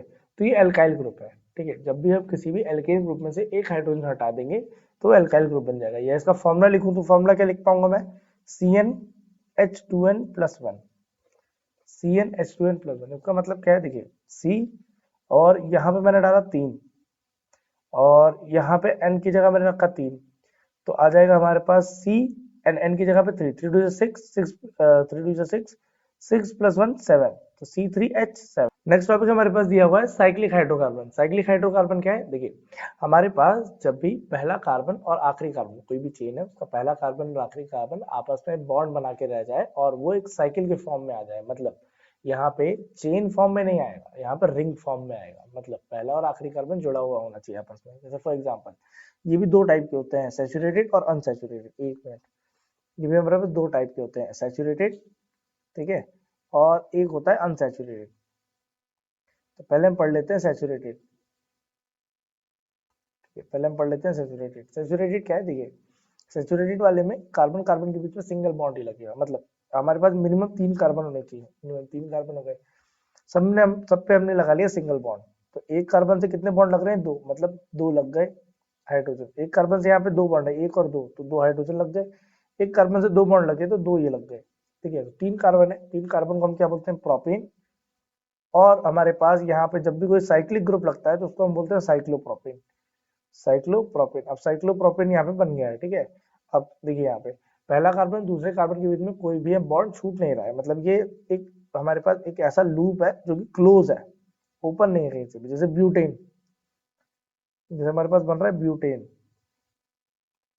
नाम आ जाएगा साइक्लोब्यूटेन। साइक्लोब्यूटेन मतलब 4, 1 2 3 4 कार्बन है, चारों आपस में जुड़े हुए हैं, देखिए कहीं पे रिंग टूट नहीं रही है ना। तो ये आ गया हमारे पास, दो दो हाइड्रोजन हमने हर जगह पे लगा दी क्योंकि दो दो बॉन्ड इनके पहले से पूरे हैं। ऐसे ही करके मान लीजिए हमारे पास है हेक्सेन। हेक्सेन मतलब कितने कार्बन, 6 कार्बन है। हेक्सेन मतलब होगा 6 कार्बन, 1 2 3 4 5 6, और 6 कार्बन आपस में ऐसे बॉन्ड लगा ले रहे हैं। और जैसे कार्बन ने 6 बॉन्ड लगाया उसके बाद दो दो हाइड्रोजन हर जगह पे लग जाएंगे, साइक्लोहेक्सेन है। ये क्या है हमारे पास बेटा, साइक्लोहेक्सेन। साइक्लो क्यों लगा रहे हैं, क्योंकि साइक्लिक ग्रुप है। यहाँ पे जो पहला कार्बन है और जो आखिरी कार्बन है, मान लीजिए पहला कार्बन है एक, दूसरा है, ये तीसरा कार्बन है, ये चौथा कार्बन है, पांचवा कार्बन और ये छठवां कार्बन है। पहला और आखिरी कार्बन जो है उसके बीच में भी क्या लगा है, बॉन्ड, तो एक साइक्लिक लूप जैसा हो गया, तो इसका नाम हो जाएगा साइक्लोहेक्सेन। साइक्लोहेक्सेन हो जाएगा इसका नाम, ठीक है। लेकिन अगर यहीं पे कोई हमसे बोले कि अनसैचुरेटेड हमारे पास साइक्लो ग्रुप क्या होगा, देखिए अनसैचुरेटेड साइक्लो हाइड्रोकार्बन क्या होगा हमारे पास, तो उसके लिए हमारे पास आता है बेंजीन। अनसैचुरेटेड, अनसैचुरेटेड में हमारे पास आता है एग्जांपल बेंजीन। बेंजीन भी एक प्रकार का इसमें एग्जांपल है, चलिए इसको मैं नेक्स्ट स्लाइड में देखता हूँ, है ना। हमारे पास बेंजीन है, बेंजीन क्या होता है, बेंजीन होता है C6H6। C6H6 क्या मतलब है, देखिए हमारे पास 6 कार्बन है, ये भी क्लोज लूप में है, ठीक है। लेकिन यहाँ होता क्या है, कार्बन कुल मिला के 6 है तो हाइड्रोजन भी 6 है, मतलब हर जगह देखिए पहले तो आपने सिंगल बॉन्ड लगाया, लग गया, ठीक है। इसके बाद हर जगह अल्टरनेट डबल बॉन्ड आ जाएगा। अल्टरनेट डबल बॉन्ड का क्या मतलब है, एक के बाद एक छोड़ के डबल बॉन्ड आना चाहिए। मतलब इस कार्बन को देखिए, इस कार्बन के एक बॉन्ड, दो बॉन्ड, 3 बॉन्ड पूरे हैं, मतलब एक हाइड्रोजन लग जाएगा। इस कार्बन का, इस कार्बन का, इसके पहले वाले कार्बन का देखिए 1 2 3 बॉन्ड पूरा है, मतलब एक हाइड्रोजन यहाँ लग जाएगा। इस वाले कार्बन के 3 बॉन्ड पूरे हैं, मतलब एक हाइड्रोजन लग गया। इस कार्बन के 3 बॉन्ड पूरे हैं तो एक हाइड्रोजन लग जाएगा। इस कार्बन के 3 बॉन्ड पूरे हैं तो कितना हाइड्रोजन लग जाएगा बेटा, एक हाइड्रोजन यहाँ पे लग जाएगा। और ऐसे इस कार्बन का भी एक लग जाएगा, तो ये बेंजीन बन रहा है। ये क्या बन रहा है, बेंजीन, ठीक है, एरोमेटिक ग्रुप है। ऐसे ही हम अब यहाँ पे बना सकते हैं साइक्लोहेक्सीन या साइक्लोपेंटीन बनाइए, ये हुआ साइक्लोपेंटीन। साइक्लोपेंटीन क्या होता है, देखिए साइक्लो ग्रुप मतलब अपने पास जो साइक्लिक ग्रुप है, मतलब पहला और आखिरी कार्बन जुड़ना चाहिए। पेंटीन, पेंट मतलब हो गया 5, तो 1 2 3 4 5। तीन मतलब एक बॉन्ड होना चाहिए कहीं पे भी, तो 1 2 3 4 5, और एक डबल बॉन्ड आप लगा सकते हैं कहीं भी, तो एक बॉन्ड आ गया। अब यहाँ पे एक कार्बन दो से जुड़ा है, तो दो हाइड्रोजन, दो हाइड्रोजन यहाँ, दो हाइड्रोजन यहाँ। इस कार्बन को देखिए, ये कार्बन ने कितने बॉन्ड बनाए, 3, मतलब एक हाइड्रोजन यहाँ लग गया। इस कार्बन ने कितने बॉन्ड बनाए, 3, तो एक हाइड्रोजन यहाँ लग गया। साइक्लोपेंटीन, ऐसे बहुत सारे एग्जाम्पल भी हमारे पास आ सकते हैं, ठीक है। चलिए आगे बढ़ते हैं। अब हम पढ़ने जा रहे हैं naming of hydrocarbon. Naming of hydrocarbon क्या है वो समझते हैं। देखिए अगर एक कार्बन है तो उसे हम कहेंगे मीथ, अगर दो कार्बन है किसी भी कंपाउंड के अंदर उसको कहेंगे ईथ, तीन तो prop, but, pent, hex, hept, oct, non और डाइक, ये मैं पहले पढ़ा चुका हूँ आपको, है ना। ऐसी सीक्वेंसिंग है 1 2 3 4 5 6 7 8 9 10, ठीक है। चलिए, जो भी हमारे पास सैचुरेटेड हाइड्रोकार्बन है, सैचुरेटेड हाइड्रोकार्बन में एक वर्ड लगाएंगे एन। एन वर्ड उस मीथ के बाद लगेगा। जैसे एक कार्बन है और वो एक कार्बन हर एक जगह पे सिंगल बॉन्ड बना रहा है, तो उसका नाम हो जाएगा मीथेन। वही मान लीजिए अगर हमारे पास दो कार्बन है और दोनों कार्बन के बीच में सिंगल बॉन्ड लगा है, तो वो हो जाएगा ईथ, क्योंकि दो कार्बन है सिंगल बॉन्ड लगा है इसलिए हो जाएगा एन, ईथ एन। इसी हिसाब से अगर हमारे पास तीन कार्बन है तो हो गया प्रॉप, और वहां पर सिंगल बॉन्ड लगा है तो नाम हो जाएगा प्रॉप एन, ठीक है। लेकिन कहीं पे भी गलती से तीनों कार्बन के बीच में एक डबल बॉन्ड लग गया तो हो जाएगा प्रॉप इन, या ट्रिपल बॉन्ड लग गया तो प्रॉप आइन। तो वही बोल रहा है, अगर अनसैचुरेटेड हाइड्रोकार्बन है तो वहां सिंगल बॉन्ड लगेगा और वो बोलेंगे उसको इन। अगर हमारे पास अनसैचुरेटेड हाइड्रोकार्बन है तो वहां पे डबल बॉन्ड अगर उस अनसैचुरेटेड हाइड्रोकार्बन में है तो वहां पे वर्ड आएगा इन। और अनसैचुरेटेड हाइड्रोकार्बन में अगर ट्रिपल बॉन्ड है तो वर्ड आ जाएगा आइन, है ना। अभी समझाया, जैसे मान लीजिए किसी ने कहा ब्यूटाइन, ब्यूटाइन, ब्यूटाइन मतलब कार्बन चार है, एक दो तीन चार, कहीं ना कहीं ट्रिपल बॉन्ड लगा दो हर जगह, बाकी जगह तो सिंगल बॉन्ड ही आएगा, ठीक है। अब बैलेंस कर लीजिए, ये कार्बन का एक बॉन्ड पूरा है मतलब तीन ही आ गया, इस कार्बन का एक बॉन्ड पूरा है मतलब तीन ही आ गया, तो ये आ गया ब्यूटाइन, ठीक है। चलिए आगे बढ़ते हैं। Naming of saturated hydrocarbon. अब यहाँ पे कुछ नेमिंग देख लेते हैं सैचुरेटेड हाइड्रोकार्बन की, ठीक है। अब सैचुरेटेड हाइड्रोकार्बन क्या है, जहाँ पे सिंगल बॉन्ड होते हैं। जैसे मान लीजिए मैंने दे दिया आपको ऑक्टेन। अब ऑक्टेन कैसे बनाएंगे, देखिए ऑक्ट मतलब हो गया 8, तो 8 कार्बन बना लीजिए, 1 2 3 4 5 6 7, 3 और 4 7, एक कार्बन मैं यहाँ पे और जोड़ देता हूँ। इस कार्बन का हर जगह सिंगल बॉन्ड बनाइए, हर जगह सिंगल बॉन्ड बनाइए। इस कार्बन के अगर एक सिंगल बॉन्ड बनाए तो तीन हाइड्रोजन खाली है, 1 2 3, ठीक है। और इस कार्बन का देखिए दो बॉन्ड पूरा है तो एक हाइड्रोजन ऊपर एक हाइड्रोजन नीचे। इस कार्बन के दो बॉन्ड पूरे तो एक हाइड्रोजन ऊपर और एक हाइड्रोजन नीचे। इस कार्बन के दो बॉन्ड पूरे एक हाइड्रोजन ऊपर एक हाइड्रोजन नीचे। दो बॉन्ड पूरे तो एक हाइड्रोजन ऊपर एक हाइड्रोजन नीचे, एक हाइड्रोजन यहाँ पे भी ऊपर, यहाँ पे भी एक हाइड्रोजन नीचे, एक हाइड्रोजन ऊपर एक हाइड्रोजन नीचे, और यहाँ पे तीन हाइड्रोजन लग जाएंगे, ठीक है। तो ये हमारे पास क्या बन जाएगा, ये हमारे पास ऑक्टेन बन गया है।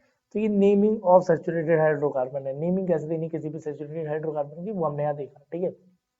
चलिए आगे बढ़ते हैं। दिया हुआ आईयूपीएसी की नोमेनक्लेचर फॉर ब्रांच चेन। जो भी ब्रांच चेन होती है, मतलब किसी भी एक स्ट्रेट चेन में कुछ पोजीशंस पे कुछ हमारे पास सब्स्टिट्यूएंट छूट जाते हैं, उनकी ब्रांच, उनकी नेमिंग कैसे करेंगे, ब्रांच चेन की नेमिंग कैसे करेंगे फॉर अ सैचुरेटेड हाइड्रोकार्बन, किसी भी एक सैचुरेटेड हाइड्रोकार्बन के लिए, ठीक है। तो जैसे मान लीजिए हमारे पास जो सबसे ज्यादा नंबर ऑफ कार्बन की जो चेन होती है उसकी नेमिंग देते हैं। मतलब मान लीजिए हमारे पास एक चेन है, जिस चेन में नंबर ऑफ कार्बन सबसे ज्यादा आएंगे उसकी नंबरिंग आ जाएगी। मतलब देखिए इधर CH3 CH, CH3 एक नीचे चला गया मान लेते हैं, एक CH3 यहाँ पे, CH2, ये 3 नहीं यहाँ 2 आएगा, फिर आ गया CH2 CH CH3, एक CH3 नीचे आ जाएगा, ठीक है, यहाँ पे 2 आएगा। चलिए इसकी नंबरिंग कैसे देंगे, देखिए हम नंबर ऑफ कार्बन गिनते हैं, यहाँ पे 1 2 3 4 5 6 7, तो स्ट्रेट चेन में 7 नंबर ऑफ कार्बन है। इसके बगल में 1 2 3 4 5 6 7, तो यहाँ पे भी 7 है। कहीं से भी नंबरिंग दे दीजिए, अगर 7 आ रहा है तो लॉन्गेस्ट चेन हम लेंगे। जैसे मान लीजिए गलती से अगर मैं यहाँ ऐसे लिख दूं CH2 फिर मैं लिख दूं CH3। अब नंबर ऑफ कार्बन अगर मैं आपको गिनने के लिए बोलूं तो कहाँ पे नंबर ऑफ कार्बन सबसे ज्यादा है? तो नंबर ऑफ कार्बन सबसे ज्यादा हमारे पास ये वाली चेन में आएगा। देखिए 1 2 3 4 5 6 7 8, जहां पे नंबर ऑफ चेन सबसे ज्यादा होती है नंबरिंग वहां से लेंगे, ठीक है, उस चेन को लेंगे। अब होता क्या है, हमारे पास एक चीज और रूल है, जहां से सब्स्टिट्यूएंट ग्रुप, जहां पे इथाइल मिथाइल प्रोपाइल ब्यूटाइल ये ग्रुप जहां से जल्दी छूटे नंबरिंग उसके पास से ली जाती है। मतलब देखिए जैसे अगर 1 2 3 अगर मैं यहां से नंबरिंग लूंगा तो 3 नंबर पे हमारे पास एक मिथाइल ग्रुप छूट रहा है, ठीक है। और अगर मैं नंबरिंग यहां से लेता हूँ 1 2 3 4 5 6 7 8, तो नंबरिंग मेरे पास 2 नंबर पे छूट रही है पहले। तो यहाँ से अगर मैं लेता ना तो 1 2 3 पे छूटती, जो भी सब्स्टिट्यूएंट छूटता, लेकिन यहाँ पे 1 2 पे छूट जा रहा है। सो कहने का मतलब ये है जहां से सब्स्टिट्यूएंट छूटेगा वहां से नंबरिंग लेनी है ज्यादा। तो यहाँ पे 2 नंबर पे क्या छूट रहा है? 2 पे और 6 पे। 2 और 6 पे क्या छूट रहा है हमारे पास? मिथाइल। तो 2 6 डाई मिथाइल। और जो पूरी चेन है उसमें नंबर कितने कार्बन है? 8 है, तो आ जाएगा ऑक्ट एन, ठीक है। चलिए आगे बढ़ते हैं।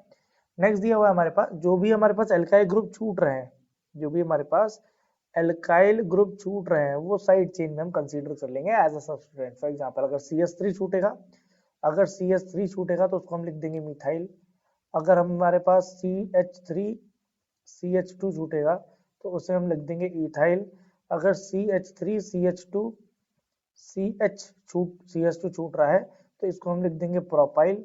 और यही अगर सिमिलरली CH3 CH2 CH2 और CH2 मतलब 4 कार्बन वाला छूट रहा है तो इसको हम लिख देंगे ब्यूटाइल।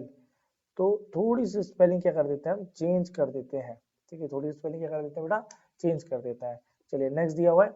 अब हमारे पास यहाँ पर ये 2 चीजें दी हुई है और वो ये कह रहा है कि जो भी सब्स्टिट्यूएंट हम छोड़ने वाले हैं, the carbon atom present in the side chain, जो भी हम साइड चेन में छोड़ने वाले हैं, आर नंबर्ड इन सच अ वे, उसको इस तरीके से नंबर दिया जाता है that alkyl group has the lowest position, जो एल्काइल ग्रुप है उसकी पोजीशन सबसे लोएस्ट है। मतलब सब्स्टिट्यूशन वहां से देना है जहां से सब्स्टिट्यूएंट पहले पढ़ रहा है, मतलब नंबरिंग वहां से देनी है जहां से सब्स्टिट्यूएंट पास पढ़ रहा है। देखिए कहने का मतलब कुछ ऐसा है। देखिए यहाँ पे नंबरिंग हम कहां से देंगे, देखिए यहाँ पे दिया हुआ है हमारे पास, यहाँ से हमारे पास दिया हुआ है 1 2 3 4 5 6। अगर मैं यहाँ से नंबरिंग लेता तो 1 2 3 4 5 6, तो यहाँ से अगर मैं ये देखिए ऊपर वाली की अगर नंबरिंग दूंगा मैं तो 1 2 3 3 पे सब्स्टिट्यूशन छूट रहा है। लेकिन अगर मैं यहाँ से नंबरिंग दूंगा तो 1 2 2 पे ही सब्स्टिट्यूएंट छूट रहा है। तो जहां से सब्स्टिट्यूशन जल्दी छूटेगा वहां से नंबरिंग देनी है कुल मिला। चलिए तो नंबरिंग इसकी क्या पड़ जाएगी, ये नंबरिंग पड़ जाएगी। अच्छा कितने कार्बन है टोटल? 6, तो आ जाएगा हेक्स एन। और हेक्सेन में 2 नंबर पे क्या छूट रहा है? 2 नंबर पे हमारे पास मिथाइल छूट रहा है और 4 नंबर पे क्या छूट रहा है? इथाइल छूट रहा है। तो 4 ethyl 2 methyl hexane. Ethyl ethyl पहले क्यों लिया, मिथाइल पहले क्यों नहीं लिखा? देखिए ऐसा है कि IUPAC नोमेनक्लेचर को अल्फाबेटिकल ऑर्डर में दिया गया है। अल्फाबेटिकल ऑर्डर में ऐसा रूल लगाया गया कि अल्फाबेटिकल ऑर्डर के हिसाब से नाम लिखना है। तो ABCDE पहले आता है, M बहुत बाद में आता है, इसलिए पहले इथाइल फिर मिथाइल। भले नंबरिंग मतलब इथाइल वाले की ज्यादा हो, ठीक है, तब भी। चलिए और जो ये हेक्सेन है पेरेंट हमारी चेन है ना, जो ये हमारे पास हेक्सेन है ना, ये पेरेंट चेन है। चलिए बगल वाले का देख लेते हैं नंबरिंग। यहाँ से नंबरिंग देंगे तो 1 2 3 4, चौथे नंबर पे कोई सब्स्टिट्यूशन छूट रहा है। लेकिन यही नंबरिंग अगर मैं यहाँ से दूंगा तो 1 2 3 4 5 6 7, ये जो नंबरिंग मैं दे रहा हूँ ये हेक्सेन है, हेप्ट एन आ जाएगा। और इसके बाद 3 नंबर पे हमारे पास 2 मिथाइल छूट रहा है, तो 3 3 3 3 डाई मिथाइल। और 4 नंबर पे इथाइल छूट रहा है तो आ जाएगा 4 इथाइल, नाम आ जाएगा 4 इथाइल 3 3 डाई मिथाइल हेप्टेन, ठीक है। चलिए आगे बढ़ते हैं। चलिए अगला दिया हुआ है fourth condition, the position of alkyl group, जो भी एल्काइल ग्रुप की पोजीशन है वो जैसे नंबर में, इससे पहले भी हमने वैसे तो सारे देख लिए, जैसे 4 नंबर पे इथाइल छूट रहा है तो ये इसका पोजीशन है 4 नंबर पे। और 4 नंबर पे क्या सब्स्टिट्यूएंट छूट रहा है उसका नाम भी हमें लिखना है साथ में। देखिए जैसे यहाँ से नंबरिंग देंगे तो 1 2 3 4 5, देखिए अब नंबरिंग यहाँ से क्यों नहीं दी 1 2 3, क्योंकि सब्स्टिट्यूएंट तीसरे नंबर पे छूटता और यहाँ पे सब्स्टिट्यूएंट दूसरे नंबर पे छूट रहा है, तो हम ऐसी गलती क्यों करें, हम दूसरे नंबर से देंगे, ठीक है। तो ये यहाँ वाली चेनिंग पास में पड़ रही है। तो 2 पे क्या छूट रहा है हमारे पास? आ जाएगा 2 2 डाई मिथाइल, ये आ जाएगा 2 2 डाई मिथाइल। और एक मिथाइल तीसरे पे भी छूट रहा है तो आ जाएगा 2 2 3, और आ जाएगा ट्राई मिथाइल 2 2 3 ट्राई मिथाइल। और 5 है तो पेंट एन, तो आ जाएगा 223 ट्राई मिथाइल पेंटेन। ठीक है, चलिए नेक्स्ट। आईयूपीएसी नोमेनक्लेचर में जो भी नाम और पोजीशन है वो हमें साथ में लिखना होता है पैरेंट हाइड्रोकार्बन के। ठीक है, हाँ ये हो गया हमारे पास। चलिए आगे बढ़ते हैं। दिया हुआ है naming for the unsaturated hydrocarbon. Unsaturated hydrocarbon की नेमिंग कैसे देनी है, देखिए कुल मिला के हमारे पास जैसे मान लीजिए CH3 CH2 CH double bonded with CH bonded with CH2 bonded with CH3, इसकी देनी है नेमिंग। कैसे देंगे, देखिए हमारे पास जहां से डबल बॉन्ड पास नहीं होगा वहां से नंबरिंग देना चालू करेंगे। जैसे देखिए यहाँ से देंगे तो 1 2 3, तीसरे नंबर पर ही डबल बॉन्ड आ गया। यहाँ से भी नंबरिंग अगर हम देते तो ये भी वही आता 1 2 3, तीसरे नंबर पर ही डबल बॉन्ड आ रहा है। तो कहने का मतलब ये कहीं से भी दे दीजिए फिलहाल तो 2 3 4 5 6, 6 मतलब हेक्सेन, हेक्स इन, और तीसरे पे हमारे पास डबल बॉन्ड आ रहा है तो 6 3 इन नाम हो जाएगा 6 3 इन। अब ऐसे सिमिलरली अगर मैं इसको लिख लूं CH2 CH2 CH double bonded with CH bonded with CH bonded with CH3, और ये नंबरिंग मैंने यहाँ पे दी थी CH3 और एक बार मैंने यहाँ लिख दिया CH3। कहीं से भी दीजिए बात बराबर ही पड़ने वाली है।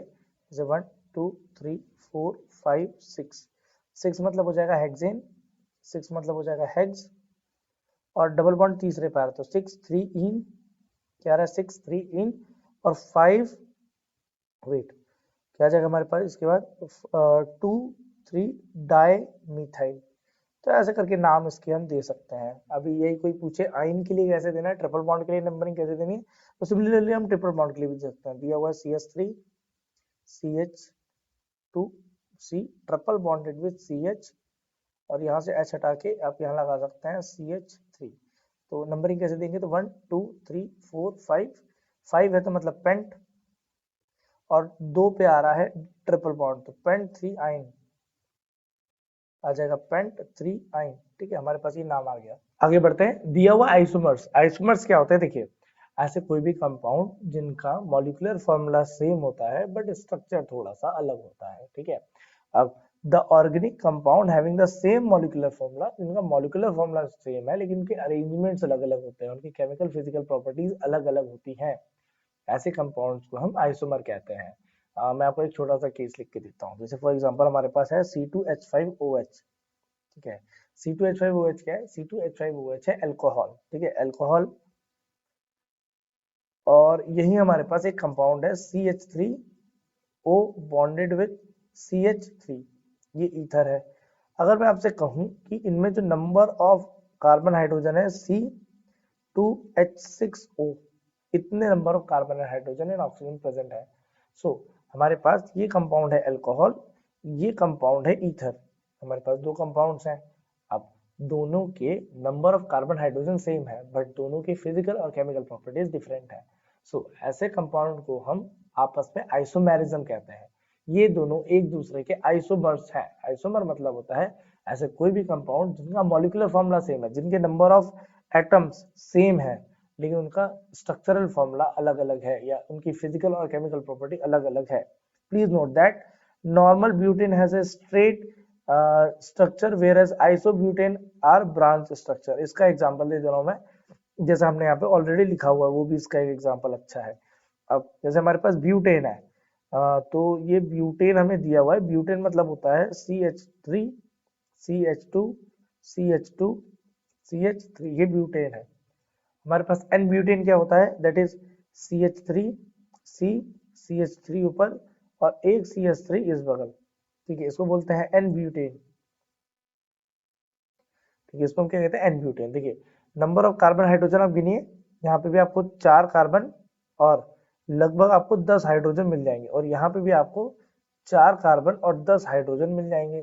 ठीक है, तो नंबर ऑफ कार्बन और नंबर ऑफ हाइड्रोजन दोनों ही जगह पे हमारे पास क्या है, सेम है, लेकिन दोनों की फिजिकल और केमिकल प्रॉपर्टीज यहाँ पे डिफरेंट होगी। ठीक है, चलिए आगे बढ़ते हैं। होमोलोगस सीरीज क्या है, देखिए ऐसी कोई भी सीरीज जिसके बीच में आपको CH2 का गैप मिल जाए, ऐसी कोई भी सीरीज जिसके बीच में आपको CH2 का गैप मिल जाए, उस सीरीज के मतलब एक कंपाउंड और दूसरे कंपाउंड के बीच में अगर CH2 का गैप मिलेगा उसको हम होमोलोगस सीरीज कहते हैं। मतलब ऐसा कोई भी सीरीज जिसका फंक्शनल ग्रुप सेम हो लेकिन एक कंपाउंड और दूसरे कंपाउंड के बीच में CH2 का गैप हो, है ना, CH2 का एक डिफरेंस हो, उस सीरीज को हम होमोलोगस सीरीज कहते हैं। फॉर एग्जांपल हम मान लेते हैं अल्कोहल, हमारे पास सबसे पहले है CH3OH, इसको हम बोलते हैं मिथाइल अल्कोहल। इसी मिथाइल अल्कोहल या मीथेनॉल से हम इथेनॉल कैसे बनाएंगे, CH3CH2OH, इसको बोलते हैं इथेनॉल, इथेनॉल। इसी में अगर मैं CH2 और ऐड कर दूं, जैसे CH3CH2CH2OH, इसको बोलते हैं प्रोपेनॉल, इसको बोलते हैं प्रोपेनॉल। इसी में अगर मैं ऐड कर दूं CH3CH2CH2CH2OH, इसको हम बोलते हैं ब्यूटेनॉल, इसको हम बोलते हैं ब्यूटेनॉल। ब्यूटेनॉल के बाद ऐसे अगर मैं इसमें और ऐड कर दूं तो आ जाएगा CH3CH2CH2CH2CH2OH, इसको हम बोलते हैं पेंटेनॉल, इसको हम क्या बोलते हैं, पेंटेनॉल। तो ये होमोलोगस सीरीज है। हमारे पास इसके बहुत सारे एग्जांपल हो सकते हैं, पहले कुछ कैरेक्टरिस्टिक देख लेते हैं। देखिए, all the member of the homologous series can be represented by the same general formula. Alcohol का हमारे पास जनरल फॉर्मूला दिया हुआ है CnH2n+1, और उसमें OH आपको जोड़ना है। तो आप इसमें n की जगह पे नंबर ऑफ कार्बन हाइड्रोजन रख के देख सकते हैं। मान लीजिए n की जगह रखा 1, तो ये मिथाइल अल्कोहल बन जाएगा। एक सेकंड, n की जगह अगर आपने 1 रखा तो ये बन जाएगा मिथाइल अल्कोहल। इसी में अगर आपने n की जगह पे 2 रखा तो बन जाएगा इथाइल अल्कोहल या इथेनॉल बन जाएगा। ऐसे उसके नाम चेंज होते रहेंगे।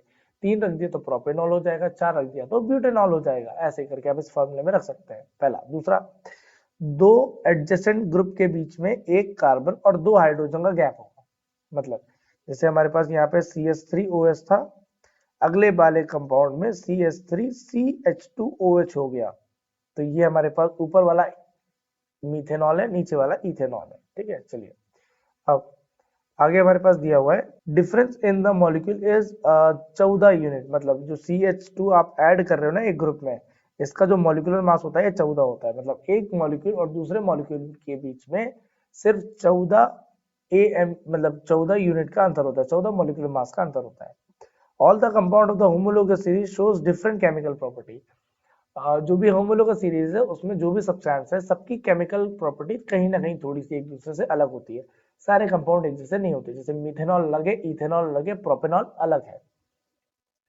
The member of the homologous series shows gradual change in their physical property with the increasing in the molecular mass। जो भी मेंबर है हमारे पास होमोलोगस सीरीज में, उसकी फिजिकल प्रॉपर्टी थोड़ी सी चेंज होती है जैसे जैसे हम उसका मॉलिक्यूलर मास बढ़ा रहे हैं। ठीक है, चलिए तो अभी हम पढ़ रहे थे हाइड्रोकार्बन। हाइड्रोकार्बन के अंदर अभी हमने सैचुरेटेड अनसैचुरेटेड पढ़ लिया, कैसे उसकी नेमिंग डालनी है वो पढ़ लिया। उसके बाद हमने होमोलोगस सीरीज पढ़ी है, अभी बीच में आइसोमेरिज्म भी पढ़ा था। आइसोमेरिज्म क्या होता है, ठीक है, चलिए आगे बढ़ते हैं। Homologous series of alkene. Alkene का होमोलोगस सीरीज क्या है, देखिए वैसे तो बहुत आसान है, एक जनरल फॉर्मूला लिख लेते हैं पहले, CnH2n, ये हमारे पास एक जनरल फॉर्मूला है एल्कीन का। तो ऐसे सबसे पहले मान लीजिए हमारे पास आ गया इथीन, ईथ ईन, ईथ मतलब हो गया 2 कार्बन, एक और एक 2 कार्बन, डबल बॉन्ड आ गया बीच में, ईन, एक हाइड्रोजन यहाँ, एक हाइड्रोजन इस बगल, यहाँ पे और यहाँ पे। ईथ के बाद किसी ने अगर मान लीजिए आपसे कह दिया, या इसको मैं ठीक से लिखूं तो आ जाएगा C2H4। इथीन के बाद अगर मैं चाहूँ कि प्रॉप इन लिख दूं, प्रॉप इन, तो इसमें CH2 ऐड कर दीजिए। CH2 अगर इसमें ऐड करेंगे तो C3H6। प्रोपिन के बाद ब्यूट इन, इसमें CH3 ऐड कीजिए, C4H8, ऐसे करके ऐड होता जाएगा। तो ऐसे ही बनता जाएगा, ये होमोलोगस सीरीज है। ठीक है, ऐसे आप एल्काइन की बना लीजिएगा एक बार। ठीक है, ऑर्गेनिक कंपाउंड जैसे कि हमारे पास haloalkane, alcohol, aldehyde, ketone, carboxylic acid, ये सारे के सारे इनकी भी होमोलोगस सीरीज बनती है। ये सारे के सारे होमोलोगस सीरीज के अंदर आते हैं। In an organic compound, any atom other than the carbon and hydrogen is called the heteroatom। Carbon hydrogen के अलावा जो भी एटम हमको मिलेगा वो हेटेरोएटम कहलाएगा। बहुत आसान है, कुछ भी नहीं है। फंक्शनल ग्रुप, फंक्शनल ग्रुप क्या है, देखिए हमारे पास 3 तरह के हाइड्रोकार्बन होते हैं। हाइड्रोकार्बन है हमारे पास एल्केन, ठीक है, एक है एल्कीन और एक है हमारे पास एल्काइन। इसका मतलब क्या है, एल्कीन क्या है, जहां पे सिंगल बॉन्ड बनता है, एल्कीन जहां पे डबल बॉन्ड बनता है, एल्काइन जहां पे ट्रिपल बॉन्ड बनता है। देखिए कभी भी अगर हमें कंपाउंड बनाना है तो इसी एल्केन, एल्कीन या एल्काइन में कोई ना कोई फंक्शनल ग्रुप ऐड करना पड़ेगा। जैसे एल्केन है हमारे पास CH4, इस CH4 में से पहले एक हाइड्रोजन माइनस कर दीजिए, बन जाएगा CH3। तो ये हो गया एल्काइल ग्रुप, ये क्या हो गया बेटा, एल्काइल, एल्काइल ग्रुप। इस एल्काइल ग्रुप में आप कोई भी फंक्शनल ग्रुप जोड़ लीजिए जो कि इस पूरे एल्केन की या एल्काइल ग्रुप की फिजिकल और केमिकल प्रॉपर्टी को चेंज कर देगा। ठीक है, फिजिकल और केमिकल प्रॉपर्टी को क्या कर देगा बेटा, चेंज। फॉर एग्जांपल, मैं आपको एग्जांपल देता हूँ। सबसे पहले हमारे पास एक दिया हुआ एल्केन, एल्केन क्या है, CH4, ये है मीथेन। CH4 क्या है, मीथेन। ये जो मीथेन है, मीथेन इज अ गैस। इसमें से अगर मैं एक हाइड्रोजन रिमूव करके, इसमें से अगर मैं एक हाइड्रोजन रिमूव कर दूं और एक हाइड्रोजन रिमूव करने के बाद में ये रह जाएगा CH3, और इस CH3 में अगर मैं ऐड कर दूं OH ग्रुप को, ठीक है, तो ये बन जाएगा मीथेनल, मीथेन अल। ठीक है, इसको हम क्या बोलेंगे बेटा, मीथेन अल। कार्बन या किसी भी कंपाउंड के अंदर जब भी कोई ऐसा ग्रुप आके लगता है जो फिजिकल और केमिकल प्रॉपर्टी को चेंज कर देता है, ऐसे ग्रुप को हम फंक्शनल ग्रुप कहते हैं। ठीक, चलिए आगे बढ़ते हैं। अब कुछ फंक्शनल ग्रुप है हमारे पास, जैसे पहले दिया है हेलो ग्रुप। हेलो ग्रुप मतलब हेलोजन ग्रुप। तो होता क्या है, देखिए बेसिकली हमारे पास एक आर रहता है, आर मतलब एल्काइल ग्रुप। आर मतलब क्या आता है बेटा, एल्काइल ग्रुप। इस एल्काइल ग्रुप में हमें जोड़ना होता है किसी भी एक्स को। एल्काइल ग्रुप जैसे कि मान लीजिए मिथाइल, इथाइल, प्रोपाइल, ब्यूटाइल। ठीक है, ये हमारे पास ग्रुप्स है। ठीक है, इसमें हमें हेलोजन जोड़ना है। हेलोजन की जगह पे क्या आता है, हेलोजन की जगह पे क्लोरीन, ब्रोमीन, आयोडीन या फ्लोरीन आता है। ठीक है, क्लोरीन, ब्रोमीन, फ्लोरीन या ऐसे आयोडीन या फ्लोरीन आता है। ठीक है, तो जैसे फॉर एग्जांपल हमारे पास आर के साथ एक्स है, आर के साथ एक्स मतलब जैसे CH3, CH3 के साथ Cl, तो इसको बोलते हैं मिथाइल क्लोराइड। इसको क्या बोलते हैं बेटा, मिथाइल क्लोराइड, या इसको हम बोलेंगे क्लोरो, क्लोरोमीथेन बोलते हैं। इसको क्या बोलते हैं बेटा, क्लोरोमीथेन कहते हैं। अब इधर ही जैसे C2H5 के साथ कोई Cl लिख दे, तो हमें क्या लिखना पड़ेगा, C2H5 मतलब, C2H5 मतलब होता है इथाइल, और Cl मतलब होता है क्लोराइड। तो इसका नाम हो जाएगा इथाइल क्लोराइड, या इसको हम लिख सकते हैं क्लोरोइथेन। इसका मतलब क्या है ये समझिए, एक मिनट। क्लोरोइथेन क्या है, ये IUPAC नेम है, IUPAC नेम है। और ये जो ये नीचे लिखा हुआ ना, मिथाइल क्लोराइड या इथाइल क्लोराइड, ये सब कॉमन नेम है, कॉमन नेम है। ठीक है, चलिए, तो कॉमन नेम में क्या करते हैं, मिथाइल पहले लिखते हैं फिर क्लोराइड लिख देते हैं। लेकिन IUPAC नेम में क्लोरो, जो मतलब मेन फंक्शनल ग्रुप है, उसमें क्लोरो लगा के और बाद में उसका पूरा नाम लिखते हैं। जैसे फॉर एग्जांपल, एक एग्जांपल ये ले लीजिए, C3H7Br। ठीक है, क्या क्या दिया हुआ है बेटा, C3H7Br मतलब तीन है, मतलब प्रोपाइल और ब्रोमीन दिया है तो ब्रोमाइड, ये कॉमन नेम है। ठीक है, IUPAC नेम क्या है, इसका नाम होता है ब्रोमो, इसका नाम है ब्रोमो, और ये तीन कार्बन है, मतलब तीन कार्बन मतलब इथेन, तीन कार्बन मतलब क्या हो जाएगा बेटा, इथेन हो जाएगा। ठीक है, चलो, ऐसे अल्कोहल ग्रुप है। अल्कोहल ग्रुप में होता क्या है, OH लग जाता है आखिरी में, मतलब R वैसा का वैसा रहेगा, R के साथ लग जाएगा OH। जैसे एग्जांपल CH3OH। ठीक है, CH3 के साथ क्या आ जाएगा, OH। ये हमारे पास कौन सा ग्रुप है, मिथाइल अल्कोहल। हमारे पास क्या है बेटा, मिथाइल अल्कोहल, या इसी को हम बोलते हैं मीथेनॉल, मीथेनॉल। ठीक है, तो जैसे मान लो C2H5OH, C2H5OH, तो आ जाएगा इथाइल, OH मतलब अल्कोहल, या इसको हम सीधे भी लिख सकते हैं इथेन ऑल। ठीक है, ई नहीं लगाएंगे, क्या लगा देंगे, इथेन के साथ क्या लगा देंगे, ऑल लगा देंगे। तो आप एक कंपाउंड और दूसरे कंपाउंड को देखो, सब में CH2 का गैप है। जैसे इसमें CH2 ऐड करो तो CH3, जैसे ऊपर वाले कंपाउंड को देखिए CH3, नीचे वाला है CH3 CH2, इसी को हमने कंबाइन करके यहाँ पे C2H5 लिख दिया था, C2H5 और OH। मेरे ख्याल में समझ में आ गया होगा, ये दो कार्बन है और 5 हाइड्रोजन है, इसलिए आ गया। अब इसको और करेंगे तो CH3 CH2 CH2OH, तो ये आ गया हमारे पास प्रोपाइल अल्कोहल, इसी को हम बोलते हैं प्रोपेनॉल। ठीक है, जैसे आगे बढ़ता है, ऐसे दिया हुआ एल्डिहाइड ग्रुप, तो जब कभी भी CHO लगेगा ना, उसको एल्डिहाइड ग्रुप बोलते हैं। CHO, देखिए जहां पे भी OH लगेगा तो अल्कोहल ग्रुप है, जहां पे भी CHO लगेगा वो एल्डिहाइड ग्रुप है। जैसे फॉर एग्जांपल HCHO, ये क्या है, ये फॉर्मल्डिहाइड है।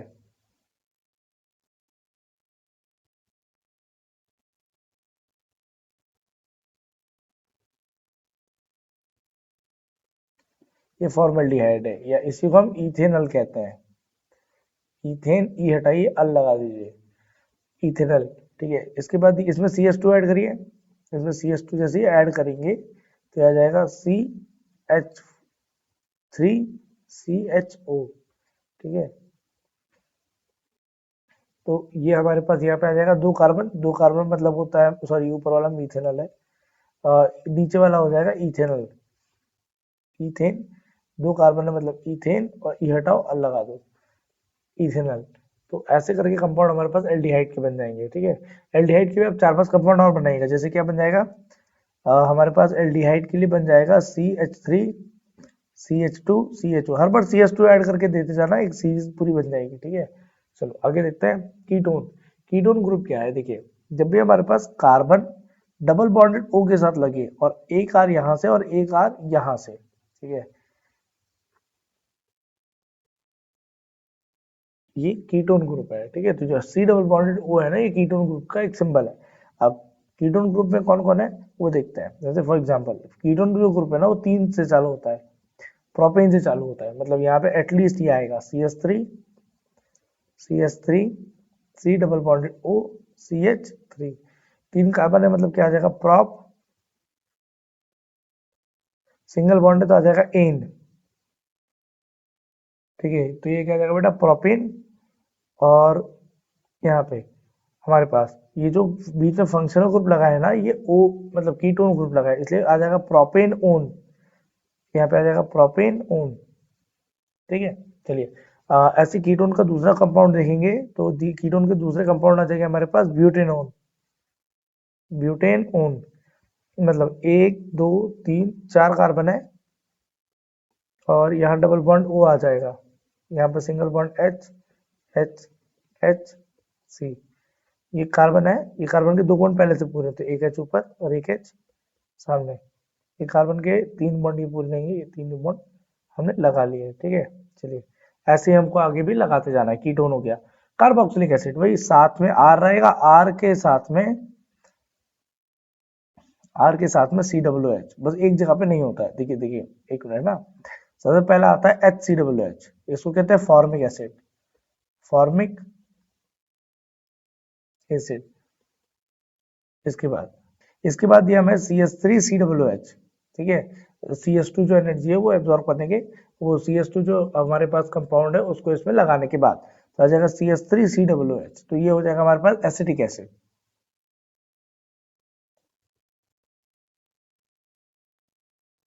यह क्या, फॉर्मिक एसिड। ऐसे ही अगर और लगाएंगे तो हमारे पास आ जाएगा प्रोपेनोइक एसिड, CH3CH2COOH।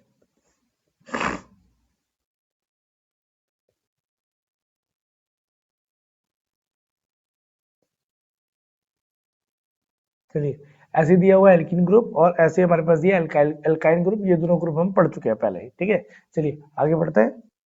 अब दिया हुआ है chemical property of carbon compound. जो भी कार्बन कंपाउंड है उनकी केमिकल प्रॉपर्टीज कैसी होती हैं। तो पहला दिया है कंबशन। कंबशन क्या होता है, सी, कंबशन एक ऐसा प्रोसेस है जिसमें हम किसी भी चीज को जला देते हैं। मतलब कोई भी कार्बन कंटेनिंग कंपाउंड अगर उसको हम जलाते हैं तो क्या ऑब्टेन होगा हमें। ठीक है, देखिए अगर कोई भी कार्बन की चीज है उसको अगर हम ऑक्सीजन के प्रेजेंस में जलाएंगे तो वो हीट और लाइट प्रोड्यूस करेगा।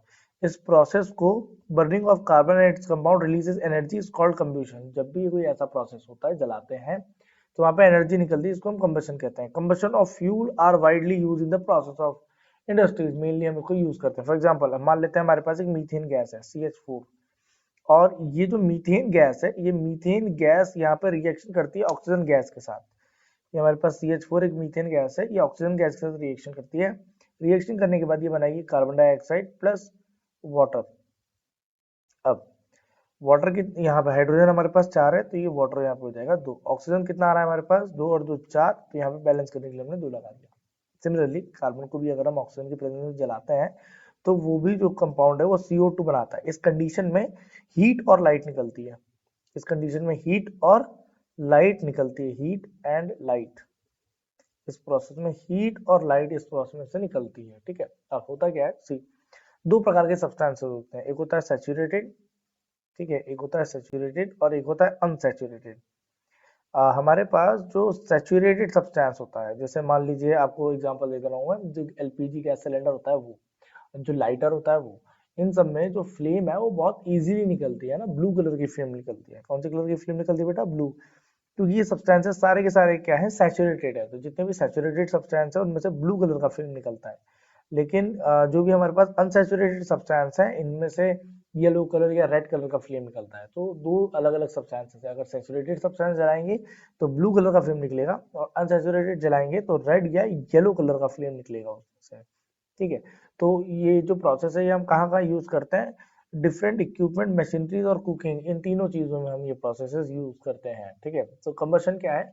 कुल मिला के जो भी कार्बन या कार्बन कंटेनिंग कंपाउंड्स है उनका जलना, जलने पर कार्बन डाइऑक्साइड गैस और वाटर का प्रोड्यूस होना, और साथ में निकलना ढेर सारी हीट और लाइट। ठीक है, चलिए आगे बढ़ते हैं। ये है वो नेक्स्ट सब्स्टिट्यूशन रिएक्शन। अब सब्स्टिट्यूशन रिएक्शन क्या है? ऐसा कोई भी रिएक्शन विच है जिसमें कि हमारे पास एक less reactive element or molecule replaced by the more reactive element or molecule is known as substitution reaction। ऐसी कोई भी रिएक्शन जिसमें less reactive element को हम हटा देते हैं और एक more reactive element को उसकी जगह लगा देते हैं। Substitution reaction is mainly observed in the case of saturated hydrocarbon। Saturated hydrocarbon के टाइम पे लगाया जाता है। These reaction of saturated hydrocarbon is in the presence of sunlight with chlorine with an example of substitution reaction. जैसे मान लीजिए हमारे पास एक मीथेन गैस है या इथेन गैस है, C2H6 है ना, ये हमारे पास दिया हुआ है C2H6 है। इसका रिएक्शन हमने क्लोरीन गैस से किया इन द प्रेजेंस ऑफ सनलाइट। तो ये जो रिएक्शन है इसमें होगा क्या? देखिए बेसिकली एक क्लोरीन के साथ एक हाइड्रोजन निकल जाएगा तो वो बनाएगा HCl। अब हमारे पास बचा क्या? ये जो तीन कार्बन, ये एक कार्बन के साथ तीन हाइड्रोजन है, ये एज इट इज बचा हुआ है, और इस वाले कार्बन का एक हाइड्रोजन चला गया तो ये CH2 बचा हुआ है, और जो यहाँ पे HCl में से एक Cl निकल गया, एक Cl यहाँ जाके सब्स्टिट्यूट हो जाएगा। ठीक है, तो ये हमारे पास यहाँ पे बना रहा था इथेन, यहाँ पे हमारे पास एलिमेंट था इथेन, और ये क्या है? क्लोरोइथेन। ठीक है, जो एलिमेंट है ये क्या है हमारे पास? क्लोरोइथेन है। ठीक है, सो यहाँ पे क्लोरीन गैस जो है वो इथेन के साथ रिएक्शन करके क्लोरोइथेन बनाता है in the presence of UV light या सनलाइट। ठीक है, चलिए अब नेक्स्ट दिया हुआ है सब्स्टिट्यूशन रिएक्शन। अब sorry addition reaction. Addition reaction क्या है? देखिए बेसिकली एडिशन रिएक्शन एक हाइड्रोजिनेशन रिएक्शन है, हाइड्रोजिनेशन रिएक्शन है। ठीक है, अब हाइड्रोजनेशन क्या होता है? देखिए एक ऐसा कोई भी रिएक्शन जिसके अंदर हम हाइड्रोजन ऐड कर देते हैं, या आप नॉर्मली कहिए एक अनसैचुरेटेड हाइड्रोकार्बन को सैचुरेटेड हाइड्रोकार्बन में कन्वर्ट करना है in the presence of a catalyst. एक अनसैचुरेटेड हाइड्रोकार्बन को सैचुरेटेड हाइड्रोकार्बन में कन्वर्ट करना है in the presence of catalyst, एक कैटलिस्ट के प्रेजेंस में। ठीक है, अब देखते हैं। जैसे यहाँ पे दिया हुआ है कि हमारे पास मान लेते हैं CH2 double bonded with CH2 है, ये इथीन है, बट ये क्या है हमारे पास? इथीन। इस इथीन का मैं रिएक्शन करा दूं हाइड्रोजन गैस से इन द प्रेजेंस ऑफ निकल। निकल एक मेटल है, इसके प्रेजेंस में अगर रिएक्शन कराता हूं तो ये क्या बन जाएगा? सुनिए, ये बन जाएगा, ये जो डबल बॉन्ड है ना, ये देखिए यहाँ पे जो डबल बॉन्ड ऐसे लगा हुआ है, इसमें से एक डबल बॉन्ड टूटेगा, टूटने के बाद एक इलेक्ट्रॉन यहाँ और एक इलेक्ट्रॉन यहाँ, दो हाइड्रोजन है, एक हाइड्रोजन इस पे लगा देंगे, एक हाइड्रोजन इस पे लगा देंगे। मतलब बहुत सिंपल है, कुछ भी ज्यादा खास है नहीं उसके अंदर। देख लीजिए ये आ जाएगा हमारे पास CH3 बॉन्डेड विद CH3। ठीक, इस रिएक्शन को बोलते हैं एडिशन रिएक्शन, मतलब इसमें बाय प्रोडक्ट नहीं बनता। ये रिएक्शन बहुत ज्यादा, मतलब इसमें कोई भी बाय प्रोडक्ट नहीं निकलेगा। ये ऐसे रिएक्शन को हम एडिशन रिएक्शन कहते हैं। मतलब ये रिएक्शन और कहाँ पे होते हैं? ये रिएक्शन वेजिटेबल ऑयल को घी में कन्वर्ट करने के लिए भी होती है। इसका मतलब क्या है? जो हमारे पास वेजिटेबल ऑयल है, वेजिटेबल ऑयल एक प्रकार का अनसैचुरेटेड सब्सटेंस है। ठीक है, उसमें डबल बॉन्ड पाए जाते हैं। ये अनसैचुरेटेड सब्सटेंस को, एक सेकेंड, ये अनसैचुरेटेड वेजिटेबल ऑयल को सैचुरेटेड में कन्वर्ट कर देता है, मतलब वेजिटेबल घी में कन्वर्ट कर देता है। ठीक है, ये वेजिटेबल घी में कन्वर्ट हो जाता है, इसको हम सैचुरेटेड कहते हैं। ठीक है, ये अनसैचुरेटेड सब्सटेंस को सैचुरेटेड में कन्वर्ट करता है। मतलब for example addition in which hydrogen is added to the unsaturated vegetable oil in the presence of catalyst to convert it into saturated compound. Unsaturated compound को सैचुरेटेड में convert करने के लिए जिस रिएक्शन का हम यूज करते हैं, that reaction is called addition reaction. ये इसी रिएक्शन को हम हाइड्रोजनेशन भी कहते हैं। ये जो ये रिएक्शन भी है ये निकल के प्रेजेंस में होती है, और हम क्या करते हैं इसमें हाइड्रोजन ऐड कर देते हैं। अब जितना रिक्वायरमेंट हो हाइड्रोजन का उतना रिक्वायरमेंट हम उतना पूरा करने की कोशिश करते हैं, उतना हाइड्रोजन हमें देना होता है। जैसे मान लीजिए एक एलिमेंट के अंदर अगर हमें 2 हाइड्रोजन लग रहे हैं तो हम 2 हाइड्रोजन दे देंगे, अगर 4 लग रहे हैं तो 4, क्योंकि देखिए मान लीजिए एक बॉन्ड को तोड़ के लगाना है तो 2 हाइड्रोजन लगेंगे, 4 बॉन्ड है तो 8 लग जाएंगे, ऐसा डिपेंड करता है। ठीक है, चलिए ऑक्सीडेशन रिएक्शन। देखिए ऑक्सीडेशन रिएक्शन क्या है, एक ऐसा रिएक्शन जहां पे कार्बन रिएक्शन करे या जो कार्बन कंपाउंड है वो रिएक्शन करे ऑक्सीजन से और कंबस्ट ना हो, जले ना, बट अपना केमिकल फॉर्मूला चेंज कर ले और वो कुछ और ही ऑर्गेनिक कंपाउंड बन जाए। वहां पे क्या हो रहा था, वहां पे आपने मीथेन गैस लगाई, उसमें जैसे ही आप कंबशन कर रहे थे वो कंबशन हो जा रहा था कंप्लीटली, वहां पे ऑक्सीजन के साथ रिएक्शन करके हीट और लाइट बना रहा था, कार्बन डाइऑक्साइड गैस बन रही थी। यहाँ पे क्या हो रहा है, यहाँ पे वो भी केमिकल रिएक्शन है, ये भी केमिकल रिएक्शन है, बट यहाँ पे एक ऑर्गेनिक कंपाउंड ही बन रहा है। ठीक है, जैसे फॉर एग्जाम्पल हमारे पास दिया अल्कोहल C2H5OH। ठीक है, ये जो C2H5OH है, अगर ये C2H5OH रिएक्शन कर ले किसके साथ, ऑक्सीजन गैस के साथ, ये ऑक्सीजन गैस के साथ अगर ये रिएक्शन करता है तो रिएक्शन करने के बाद ये जो सब्सटेंस है ये बनाता है CH3COOH और यहाँ से एक वाटर का मॉलिक्यूल अलग हो जाएगा। ये जो पूरी रिएक्शन है, ये K2CR2O7 या KMnO4 के प्रेजेंस में होती है। ये जो भी रिएक्शन है, ये KMnO4 मतलब पोटेशियम परमैंगनेट या पोटेशियम डाइक्रोमेट K2CR2O7 के प्रेजेंस में होती है। ठीक है, इसमें क्या है, हम ऑक्सीजन को ऐड करते हैं। ठीक है, इसमें हम क्या करते हैं, ऑक्सीजन को ऐड करते हैं और यहाँ पे 2 ऑक्सीडाइजिंग एजेंट अब यूज करें, ये दोनों ऑक्सीडाइजिंग एजेंट है K2CR2O7 पोटेशियम डाइक्रोमेट और पोटेशियम परमैंगनेट KMnO4, ये दोनों के दोनों क्या है, ये दोनों के दोनों हमारे पास ऑक्सीडाइजिंग रिएजेंट है। ठीक है, यहाँ पे हमने इनका रिएक्शन, इनके प्रेजेंस में रिएक्शन ऑक्सीजन का कराया है अल्कोहल के साथ, तो किसमें कन्वर्ट हो रहा है, एसिटिक एसिड में। तो जो अल्कोहल है वो एसिटिक एसिड में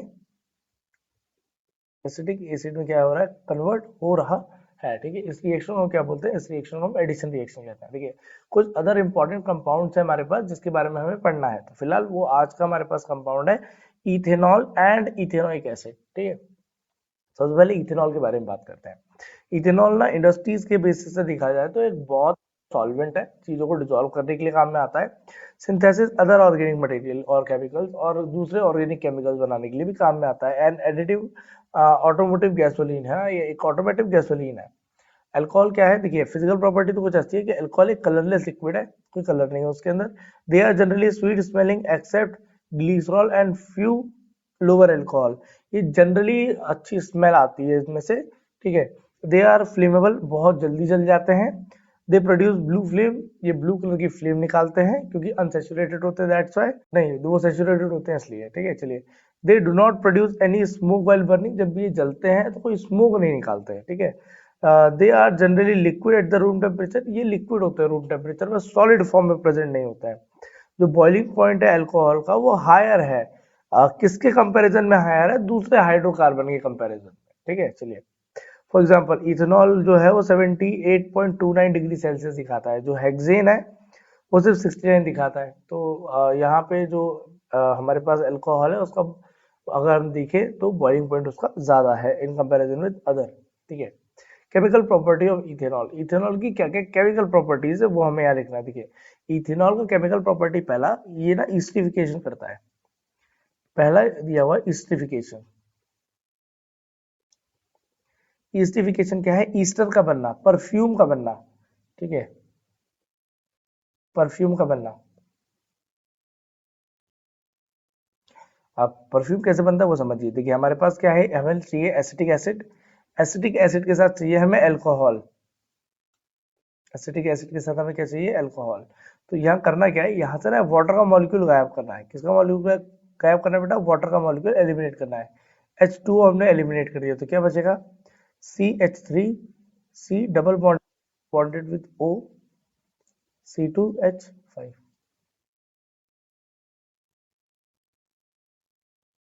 ठीक है, तो ये जो कंपाउंड बन रहा है ना, इस कंपाउंड को ईस्टर कहते हैं। इस कंपाउंड को क्या कहते हैं बेटा, ईस्टर। तो यहाँ पे जो एसिटिक एसिड है, एसिटिक एसिड है, ये एसिटिक एसिड अल्कोहल के साथ रिएक्शन करता है और ये जो OH है ना वो ऐसे नहीं जाता, OH एसिटिक एसिड में से जाता है, H O जो रहता है वो अल्कोहल में से जाता है। एक सेकेंड, जो H है वो वो अल्कोहल में से जाता है, और जो हमारे पास OH है वो एसिटिक एसिड में से करता है, ठीक है। और यहाँ क्या बन जाएगा, ईस्टर। ये वाटर का मॉलिक्यूल तो यहाँ से क्या कर दिया है, लीव आउट कर ही गया है। अब हम पढ़ेंगे यूजेस ऑफ इथेनॉल। इथेनॉल के यूजेस क्या है, देखिए कुल मिला के ये जो इथेनॉल है ये कॉस्मेटिक प्रोडक्ट्स और ब्यूटी प्रोडक्ट्स के अंदर इसका हम यूज करते हैं मेनली, है ना। ये it is common ingredient when it is become lotion as a preservative of the skin.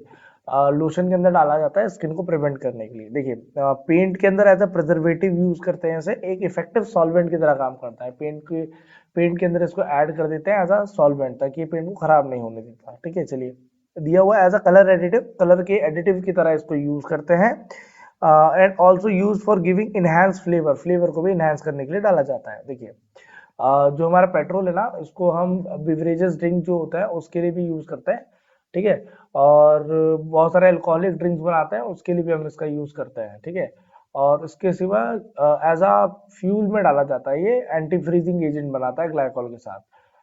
Alcohol जो रहता है अगर उसको हम फ्यूल के साथ ऐड करते हैं, तो जहाँ बहुत ठंडे वाले देश होते हैं वहां पर जो पेट्रोल है या जो फ्यूल है वो जमे ना, ठीक है। उसके लिए हम एज अ फ्यूल भी इसको यूज करते हैं टैंक्स के अंदर, व्हीकल में, ठीक है। सो वहां पे ये यूज होता है। चलिए, नेक्स्ट दिया है हमारे पास इथेनोइक एसिड। अब इथेनोइक एसिड क्या है, देखिए इथेनोइक एसिड कह लीजिए चाहे एसिटिक एसिड कह लीजिए, ये दोनों एक ही फॉर्मूला है। इसका फॉर्मूला क्या दिया हुआ है, CH3COOH, एक कॉमन नेम और एक IUPAC नेम है। ये हमारे पास IUPAC नेम है, ये हमारे पास कॉमन नेम है, ठीक है। चलिए, ये जो कंपाउंड है हमारे पास, इसको हम एसिटिक एसिड बोलते हैं। ये थोड़ा पानी से भारी होता है, इसकी डेंसिटी 1.05 होती है। आफ्टर एडिंग 5 to 8%, अगर इसको पानी में मिला दें, मतलब पूरा 100 ml का सॉल्यूशन बनाना है जिसमें 5 से 8 ml अगर आपने एसिटिक एसिड डाला हुआ है, तो वो कुल मिला के विनीगर कहलाएगा, सिरका कहलाएगा, ठीक है, विनीगर। ये एज अ प्रिजर्वेटिव डालते हैं हम पिकल्स के अंदर, खाने में, चाउमीन, मंचूरियन, इसमें भी डलता है, ठीक है। Physical property of ethanoic acid अब हम पढ़ेंगे। देखिए फ्लैश पॉइंट जो है इसका, ये 39 डिग्री सेल्सियस है। फ्लैश पॉइंट क्या होता है, जहाँ पे कोई भी लिक्विड अपना मतलब ऐसा लोअर टेम्परेचर जहाँ पे वो वेपर बनना स्टार्ट कर दे, उसको हम फ्लैश पॉइंट कहते हैं। Density of ethanoic acid is 1.05, थोड़ा पानी से भारी, अभी पढ़ाई था। Boiling point of ethanoic acid is 118 degree Celsius, 118 degree Celsius है। मेल्टिंग पॉइंट 16 डिग्री सेल्सियस है। 16 पे ये बिल्कुल एकदम मेल्ट होना स्टार्ट हो जाता है। Ethanoic acid has 1 hydrogen bond donor and 2 hydrogen bond acceptor atom. यहाँ पर एक हाइड्रोजन बॉन्ड डोनेट करने के लिए है, 2 हाइड्रोजन बॉन्ड एक्सेप्ट करने के लिए है। देखिए यहाँ पे दिया हुआ है सॉल्युबिलिटी ऑफ इथेनोइक एसिड, तो इथेनोइक एसिड अच्छा खासा पानी के अंदर सॉल्युबल हो जाता है ना। चलिए आगे बढ़ते हैं। Chemical property of ethanoic acid दिया हुआ है। देखिए हमारे पास केमिकल प्रॉपर्टी क्या है, पहले देख लेते हैं कि क्योंकि ये एसिड है तो एसिड मेटल के साथ रिएक्शन करता है। तो reaction with metal, reaction with metal, तो रिएक्शन विद मेटल में क्या आएगा, जैसे फॉर एग्जांपल सबसे रिएक्टिव मेटल है सोडियम मेटल, तो सोडियम मेटल का रिएक्शन अगर मैं इथेनोइक एसिड के साथ कराता हूँ, तो कभी भी देखिए एसिड अगर मेटल के साथ रिएक्शन करता है तो वो सॉल्ट प्लस हाइड्रोजन गैस बनाता है। तो बनेगा क्या, पहले एक सॉल्ट बनेगा। सॉल्ट कैसे, ये Na को लगाना है H की जगह पे, मतलब CH3COO Na, और साथ में क्या आ जाएगा, हाइड्रोजन गैस बाहर निकल जाएगी, ठीक है। तो यहाँ से इसको बैलेंस करना है तो बैलेंस कर लीजिए, यहाँ 2 आएगा, यहाँ भी 2 और यहाँ भी 2 आएगा, और ये बैलेंस हो जाएगा, ठीक है। चलिए चलिए, यहाँ पे नेमिंग देख लेंगे। तो ये जो सब्सटेंस है ये सोडियम मेटल है, सोडियम मेटल है। ये जो सब्सटेंस है ये एसिटिक एसिड है, एसिटिक एसिड है। एसिटिक एसिड जब ये आपस में रिएक्शन कर रहे हैं, रिएक्शन करने के बाद ये बना रहे हैं सोडियम एसिटेट, सोडियम एसिटेट, और साथ में बना रहे हैं हाइड्रोजन गैस, हाइड्रोजन गैस, ठीक है। अब एक रिएक्शन हम और ले लेते हैं, क्योंकि ईस्टिफिकेशन तो हमने करा ही दिया है, ईस्टर का बनना, एक परफ्यूम का बनना तो हमने देख ही लिया है, ठीक है।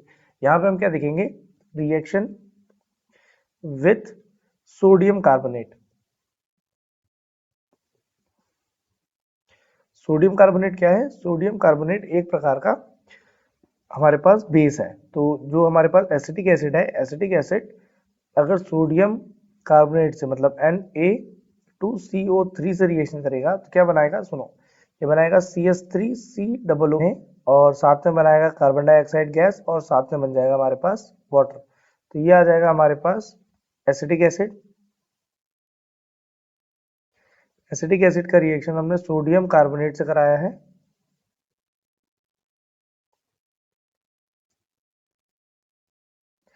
जब ये आपस में रिएक्शन करेंगे तो इसके बाद बनाएंगे सोडियम एसीटेट, फिर आ गया कार्बन डाइऑक्साइड,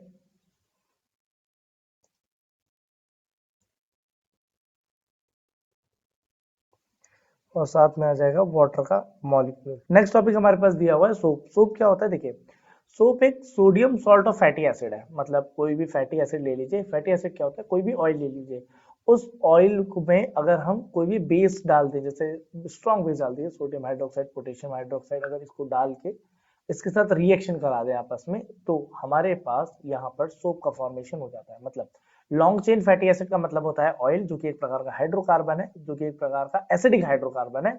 उसमें जब भी हम NaOH किसी भी बेस से रिएक्शन कराते हैं तो वहां पे एक सॉल्ट बनता है। तो कुल मिला के what is soap? Soap is a kind of salt. ठीक है, सोप एक प्रकार का सॉल्ट है। देखिए यहाँ पे लिखा भी हुआ है, a soap is a sodium salt of long chain carboxylic acid. एक लॉन्ग चेन कार्बोक्सिलिक एसिड का हमारे पास यहाँ पे सोडियम सॉल्ट है, विच हैज, जिसके पास क्लीनिंग प्रॉपर्टी होती है पानी के अंदर, जिसमें दो पार्ट होते हैं, एक होता है नॉन आयनिक हाइड्रोकार्बन और एक होता है आयनिक सोडियम। ठीक है, दो तरीके के पार्ट होते हैं। देखिए जो सोप का है मॉलिक्यूल, उसमें हाइड्रोकार्बन का पार्ट होता है और हाइड्रोकार्बन के एक एंड पे हमारे पास यहाँ पे ऐसे एनायनिक पार्ट लगा होता है। मतलब कहने का ये है कि ये जो पूरा ये यहाँ पे बना हुआ है ब्रिजेस जैसा, रेजिस्टेंस वायर जैसा जो बना है, ये जो टेल है, ये टेल एक प्रकार का हाइड्रोकार्बन है। और हमारे पास ये जो हेड है, ये एनाइनिक हेड है, ANIONIC, एनाइनिक हेड है। इस एनाइनिक हेड मतलब इस पे नेगेटिव साइन है, इस नेगेटिव साइन से एक सोडियम जुड़ा हुआ होता है पॉजिटिव वाला। मतलब ये जो ये गुच्छा लगा है ना, ये COO माइनस का, और इसके बगल में सोडियम प्लस लगा हुआ, और ये पूरा का पूरा हमारे पास हाइड्रोकार्बन की एक चेन लगी हुई। ठीक है, चलिए आगे समझते हैं। आगे दिया हुआ मैन्युफैक्चरिंग ऑफ सोप। सोप कैसे मैन्युफैक्चर करते हैं? देखिए सबसे पहले हमारे पास कोई भी फैट या ऑयल ले लीजिए। फैट या ऑयल का रिएक्शन हमें सबसे पहले किससे कराना पड़ेगा? सोडियम हाइड्रोक्साइड एक स्ट्रॉन्ग बेस से।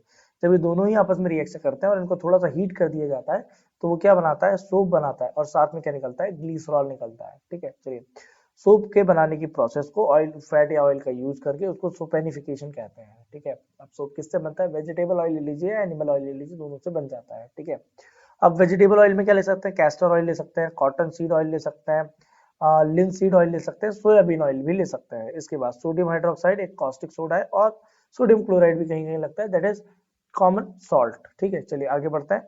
हमारे पास why common salt is added to making the soap. मतलब सोप बनाते समय नमक का यूज क्यों करते हैं? Common salt is added to precipitate out all the soap from aqua solution. Aqua solution से सारे के सारे सोप को प्रेसिपिटेट आउट करने के लिए हम NaCl डालते हैं। Soap which is used for washing the clothes work on by making oil and grease particle dissolve in water, because normally oil and grease is insoluble in water। नमक को इसलिए भी डाला जाता है क्योंकि जो हमारे पास ग्रीस या ऑयल है वो पानी के अंदर इंसॉल्युबल होता है, लेकिन जैसे ही हम नमक डालते हैं उसके अंदर, वो थोड़ा सा सोडियम हेल्प करता है पानी के अंदर सारी डर्ट को सॉल्युबल करने के लिए। ठीक है, चलिए structure of soap molecule. Soap molecule का स्ट्रक्चर कैसा है? तो ये भी मैंने आपको कुछ देर पहले बताया था।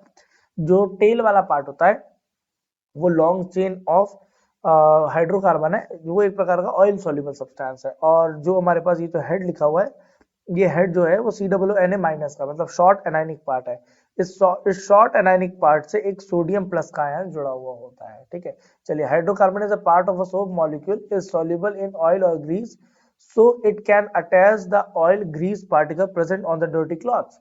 जो भी हमारे पास हाइड्रोकार्बन वाला पार्ट है, या हाइड्रोकार्बन वाला पार्ट डर्टी क्लॉथ के अंदर से डर्ट को निकालने में मदद करता है। ठीक है, इसके बाद जो शॉर्ट एनाइनिक पार्ट है, वो जो सोप मॉलिक्यूल का है, वो वाटर के अंदर सॉल्युबल होता है। वो डर्ट को, जो हाइड्रोकार्बन में डिसॉल्व हो चुका है, उसको पानी के अंदर डिसॉल्व करने की कोशिश करता है। It can attach the water particle. ठीक है, चलिए the spherical aggregation of the soap molecule is water is called the micelle. इसको हम क्या बोलते हैं? मिशेल कहते हैं। मतलब जो ये पूरा बन रहा है ना, इस पूरे को मिशेल कहते हैं। Soap is a solution of the colloidal solution. जो सोप सॉल्यूशन है वो एक प्रकार का कोलाइडल सॉल्यूशन है। A soap solution appear cloudy because the soap micelle are large enough to scatter light.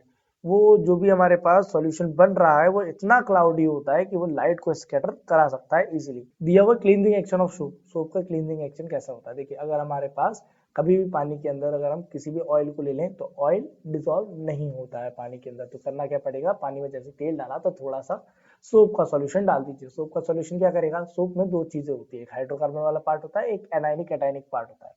Hydrocarbon वाला पार्ट ऑयल को अपने अंदर सॉल्युबल कर लेता है। जैसे हाइड्रोकार्बन वाला पार्ट ऑयल को अपने अंदर सॉल्युबल कर लेगा, सॉल्युबल करने के बाद जो भी एनायनिक वाले पार्ट है वो दूर दूर भागते हैं, क्योंकि वो पानी के अंदर डिसॉल्व होता है।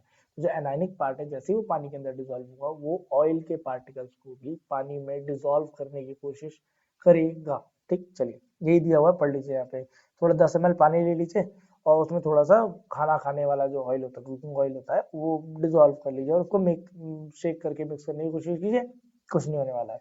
फिर क्या कीजिए, थोड़ा सा सोप सॉल्यूशन उसके अंदर डाल दीजिए। जैसे ही आप सोप सॉल्यूशन उसके अंदर डालेंगे तो जो सोप सॉल्यूशन है वो धीरे धीरे सॉल्युबल होने लग जाएगा। ठीक है, और एक मिल्की सॉल्यूशन बनाएगा। We conclude that soap has made the oil mix in the water. जो सोप है उसने पानी में मिक्स करवा दिया है ऑयल को। ठीक है, चलिए लिमिटेशन ऑफ सोप देखिए होता क्या है, जो सोप है वो हार्ड वाटर में काम कर नहीं पाता है। होता क्या है, देखिए जो सोप सॉल्यूशन है, सोप सॉल्यूशन के बाद हाइड्रोकार्बन वाला पार्ट होता है, हाइड्रोकार्बन के साथ एक सोडियम वाला पार्ट होता है। अब जैसे ही हार्ड वाटर के अंदर ये सोप जाता है तो हार्ड वाटर के अंदर ना कैल्शियम बहुत ज्यादा प्रेजेंट होता है। अब जैसे ही ये हमारे पास सोप के अंदर से हाइड्रोकार्बन वाला पार्ट और ये सॉल्ट वाला पार्ट जैसे ही ब्रेक होता है, तो ब्रेक होने के बाद जैसे ही सोडियम बाहर निकलता है, वैसे ही कैल्शियम आके इस पे अटैक कर देता है। ठीक है, वैसे कैल्शियम आके इस पे क्या कर देता है, अटैक कर देता है। तो हमारे पास ये दोनों जाके इससे ज्वाइन हो जाते हैं। मतलब कहने का ये है कि सोप जो होता है पानी के अंदर जैसे सॉल्युबल होने जाता है तो अपने आयंस को वो तोड़ता है, Na+ आयन और नेगेटिव आयन को तोड़ता है। लेकिन जैसे ही वो उसको तोड़ता है, तोड़ने पर कैल्शियम आयन फिर से जाके वहां पे बॉन्ड बना लेता है। तो कुल मिला के जो वाटर का, सोप का मॉलिक्यूल है वाटर के अंदर, वो डिसॉल्व हो ही नहीं पाता अच्छे से। ठीक है, चलिए scum formation makes washing cloth difficult also after the effect colour of the fabric, जो कि कलर ऑफ द फैब्रिक को भी खराब करता है। Not suitable for the certain fabric such as के सिल्क, सिल्क के लिए अच्छा नहीं होता है। Wool has base spoil this fabric, वो इसको क्या कर देता है, स्पॉइल कर देता है। ठीक है, चलिए आगे बढ़ते हैं। डिटर्जेंट दिया हुआ है, डिटर्जेंट एक सोपलेस सोप है। ठीक है, थोड़ा सा देखिए अच्छा होता है in comparison with soap, soap से थोड़ा सा बढ़िया होता है। हार्ड वाटर में भी रिएक्शन कर लेता है, मेन बात ये है। क्योंकि हार्ड वाटर के अंदर ये स्कम फॉर्मेशन हो जाता है इसका, है ना, क्योंकि हार्ड वाटर के अंदर जो कैल्शियम है, वो कैल्शियम इसको बॉन्ड तोड़ने से, जो एनायनिक और कैटायनिक पार्ट इसका ब्रेक हो रहा था, वो एनायनिक और कैटायनिक पार्ट को ब्रेक होने से रोक नहीं पाता है। ठीक है, detergent had the number of advantage over the soap, soap के ऊपर इसके बहुत सारे एडवांटेजेस हैं। देखिए, detergent can be used even in the hard water as a soap are not suitable for that. Detergent have a stronger cleaning action than the soap. Soap से अच्छा है क्लीनिंग एक्शन है। Detergent are more soluble in water than the soap, पानी से ज्यादा ये soluble होता है। एडवांटेज, डिसएडवांटेज क्या है, डिसएडवांटेज ये है कि डिटर्जेंट नॉन बायोडिग्रेडेबल्स होते हैं, एनवायरमेंट के लिए थोड़ा सा अफेक्टेड होते हैं, थोड़ा सा नॉन बायोडिग्रेडेबल सब्सटेंस जो होते हैं वो थोड़ा सा पॉल्यूशन कॉज करते हैं, वाटर पॉल्यूशन बनाते हैं, तो जिससे जो भी हमारे एक्वाटिक एनिमल्स है उन पे बहुत ज्यादा इफेक्ट पड़ता है इस चीज का। ठीक है, चलिए difference between soap and detergent यहाँ पे दिया हुआ और मैंने समझा भी दिया है। थैंक यू सो मच हमारे साथ जुड़ने के लिए। आज हमने यहाँ पे कार्बन इन इट्स कंपाउंड का वन शॉट कुछ दिनों में हम डाल देंगे इसको, और यहाँ पे चैप्टर आपका खत्म होता है।